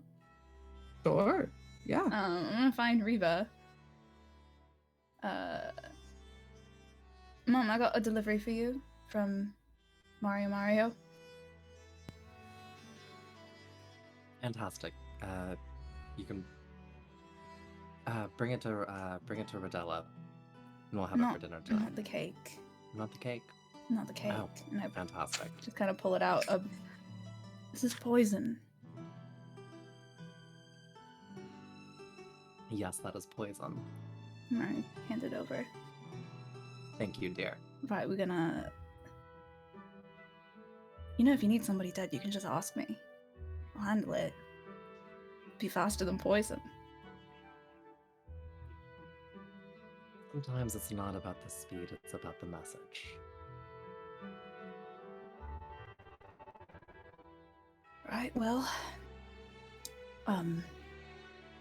Okay. What kind of message are we hoping to send?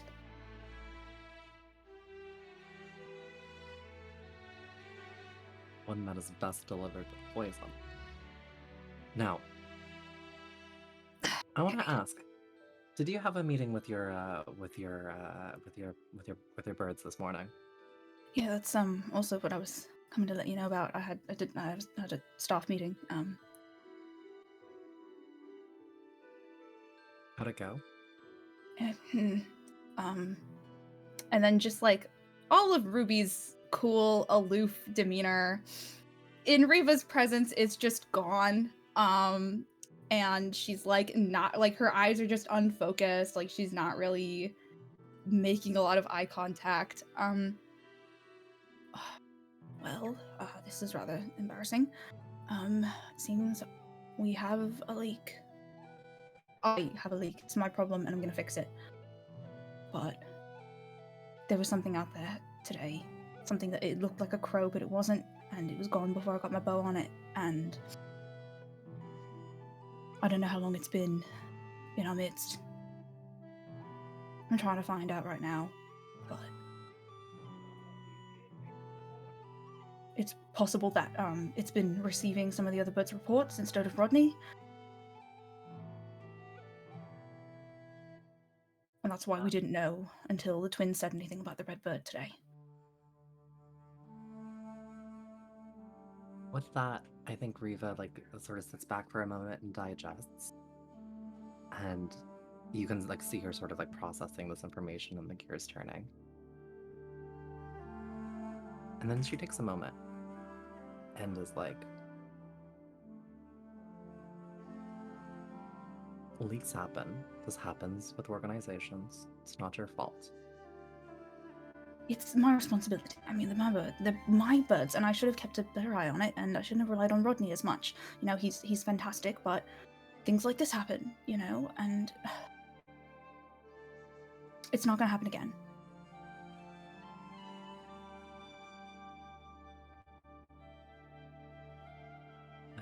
And I think Riva takes a moment and sort of says, you know, I should hope not.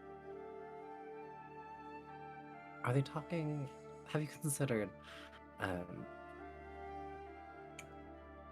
implementing measures to ensure this just doesn't happen again?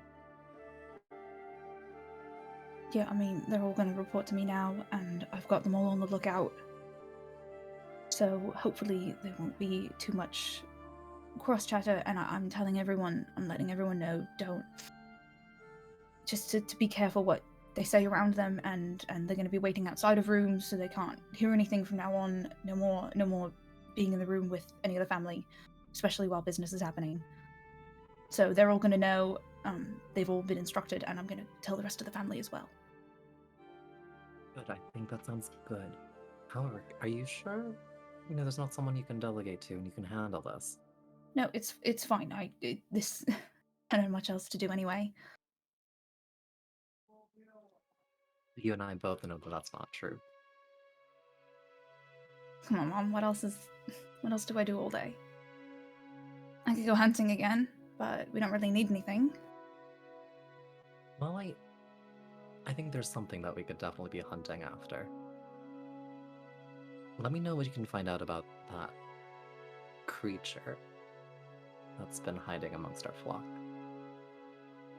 Ruby looks very pleased to have been given a task and straightens up. And is like, yes, I love it when people just tell me what to do.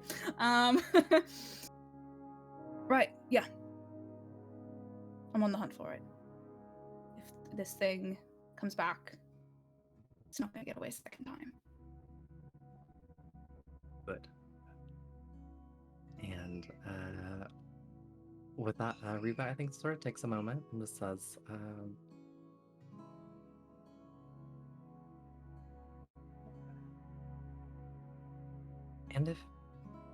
and you know, she catches herself and then takes a step back and sort of like internalizes what she was going to say, and then just says, I'm looking forward to dinner tonight. Me too. I mean, the cake did look delicious. So, Mario's the best. No, Mario is actually fantastic. don't tell Rodella I said that. Of course not. Secret's safe with me. With And that, then, no, please, Bree.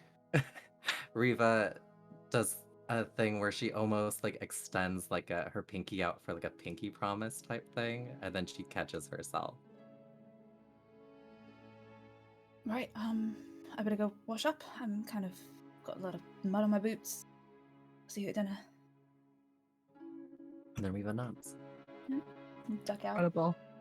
I will make the call for any interactions people would like to have before dinner. Yes. Can I do one very quick, very small thing? You can also do the slow, big thing if you'd like. But yeah, I won't, but thank you. Can I just at some point, probably like when the kids are getting ready for dinner, kind of like duck probably into the bedroom? I don't mind if Tennant is nearby. I just don't want the kids to hear me. And can I pull out my holo transmitter and try calling Lavender? Sure. Is door? Yeah. Odd or even? Even. Hello? Hey. Hi. Hey. Are you busy? Can I steal you for a minute? Yeah, what's going on? This is gonna sound like a weird question out of context, and I can't really give the context at the minute, but did you have a weird dream about birds last night? No. Why? Just wondering. You know, sometimes siblings weird. Don't worry about it. What, did you right. have a weird dream about birds last night? Nope. I'm gonna Rose. go. Rose. Yeah, Rose, what was everything the is dream? fine and under control. It's not to be worried about. I just wanted to check in. I miss you very much. Please come by soon. I have to go dinner. I'll be there in a few days. I love you. Okay. Love you. Just be safe. Okay. You too. Okay. Bye. Bye.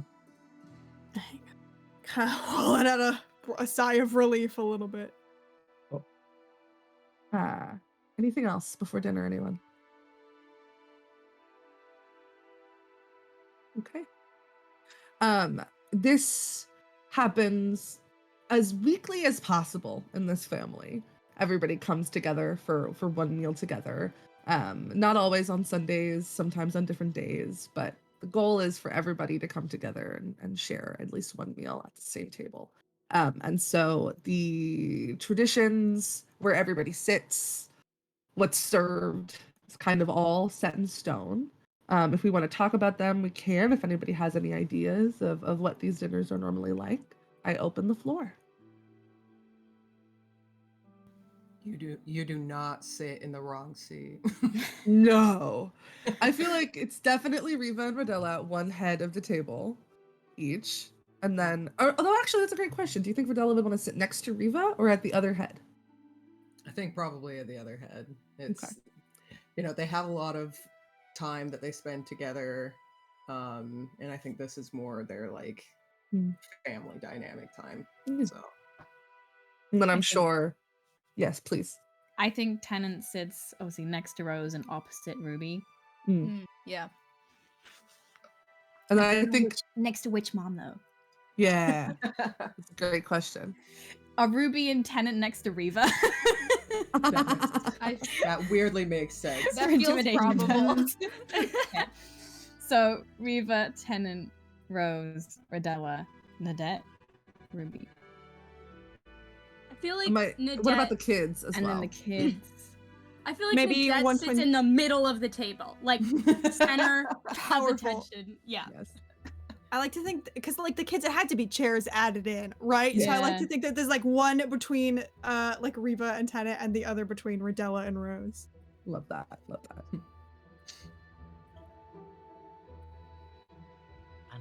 I think for dinner for this night, I think that there has been a sense of like great unease in the house, right? And there is sort of like this like sort of bubbling anticipation of like what's happening, and there's like a nervousness and anxiety, I think, like that's filling the air.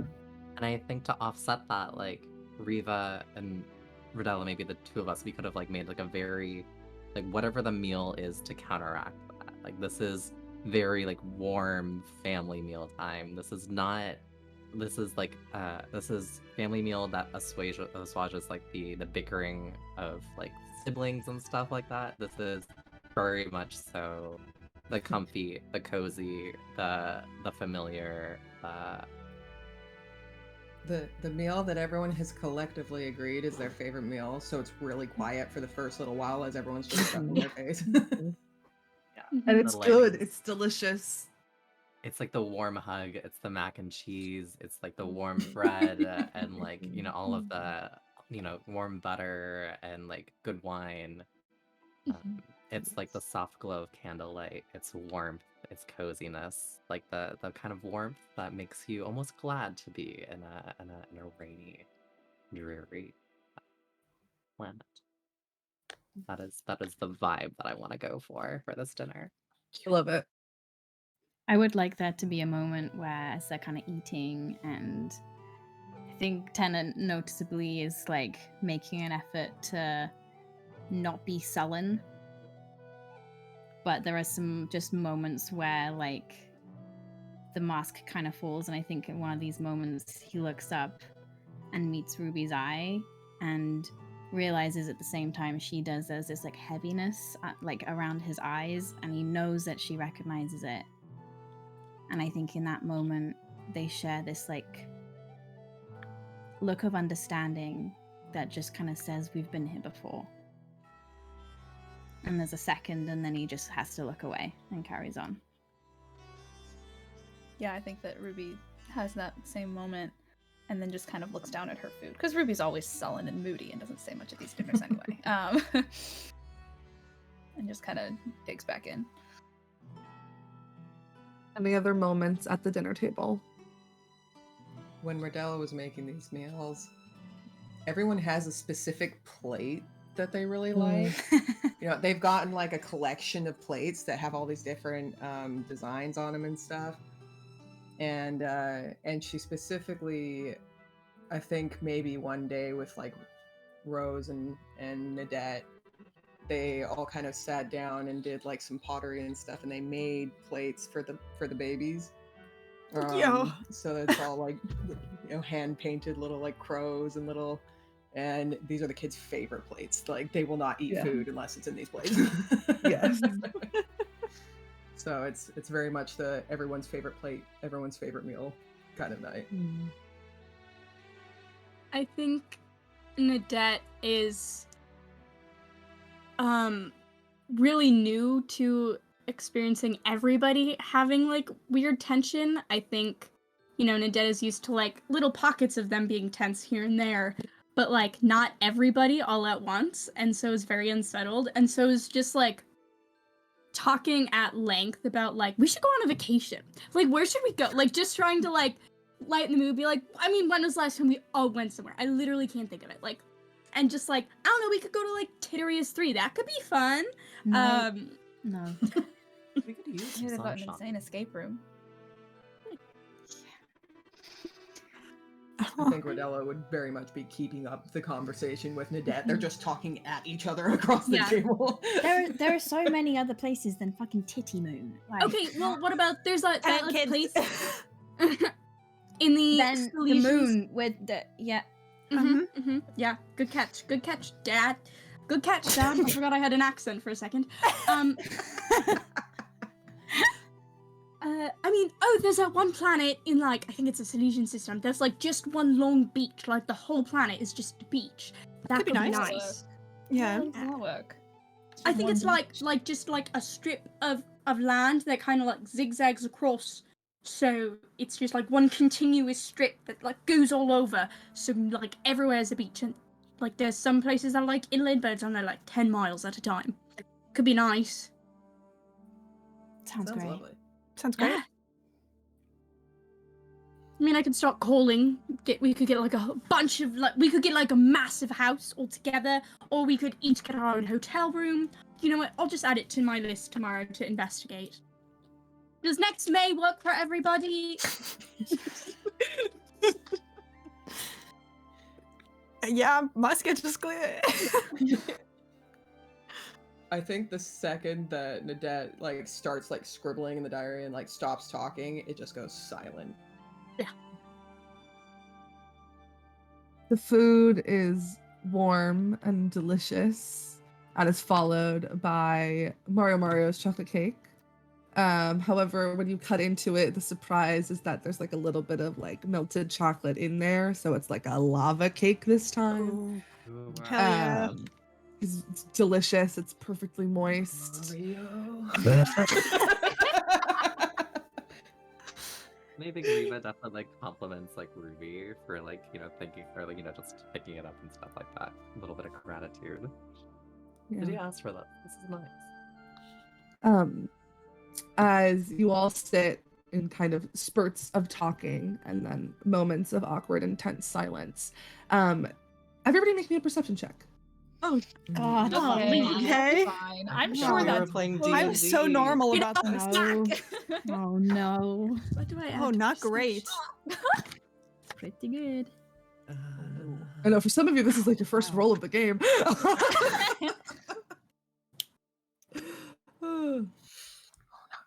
I got a 7. 23. 22. 16, 22. 23. I rolled a 5 9. dice, but and let me check out my abilities. Whenever you make an ability check that lets you add your proficiency, you can treat a d20 roll of 9 or lower as a 10. So that means for my perception, I get a 22. Incredible. yeah. So Tennant, Nadette, and Riva, you hear this kind of like rapping at the front door. Just kind of like an incessant like I'll get it. I immediately stand up at the same Nah. time. Tenant, I got it. Riva stands up and says, I got it. And walks on over. I don't sit back down. I was like, Stand next Riddell to is Tennant. keeping an eye on Riva. You walk over toward the front door. At this moment, the rest of you can kind of notice the light in the room dimming a little bit. One hand on Elwyn. Riddell gets up immediately. Yep. And starts walking towards Riva. You look up toward the windows and you can see birds, pigeons, hummingbirds, canaries, macaws, crows, ravens, but crows and ravens that you don't recognize. And Riva, do you open the door? I make eye contact with Rodella. To be open. The Yeah. knocking does not stop. Do we Just have people in the door? I'd assume Yeah. we do. probably, yeah. You can't see anything when you look through it. It's like you see the doorstep, but the doorstep's empty. Okay. And the doesn't stop. Riva has her loved ones around her. She has her partner in life watching her back. She's got her kids at the table and her grandkids as well. And with the whole Crowcolt clan together, she knows she is invincible, untouchable. And she opens the door. You open the door and you see these two little feet curled around the side of it. And this bright red parrot stares at you from the door, from where it's perched, and goes, "While I was watching," and then flies away. And you watch as in the dining room, the birds that are covering the windows all fly together. All of them move as one before they settle on a tree in your front yard. One crow in the center among them, preening itself, as the rest of the birds start squawking in the crow's direction. And that is where we are going to end our session for today. I'm so normal about this. Holy shit. Thank you all so much for joining us for the first episode of Tales from Beyond Crow Lane. As a reminder, we will not be streaming on November 6th. However, we will be back in action with your favorite birds on November 13th. So be sure to join us there. So far away. I know, there's so much time. You can do it. I have so much faith in you. I actually Thank you. can't, no. Thank you all so much for watching, for sticking with us to the very bitter end. Thank you to those of you who subscribed and gave bits and who rated us. We really, really appreciate the support. This has been an incredibly well-received stream, and I'm a little bit emotional about it. So thank you all so much for watching, and we will see you in 2 weeks' time to see what happens next. And remember, don't get dead. See ya.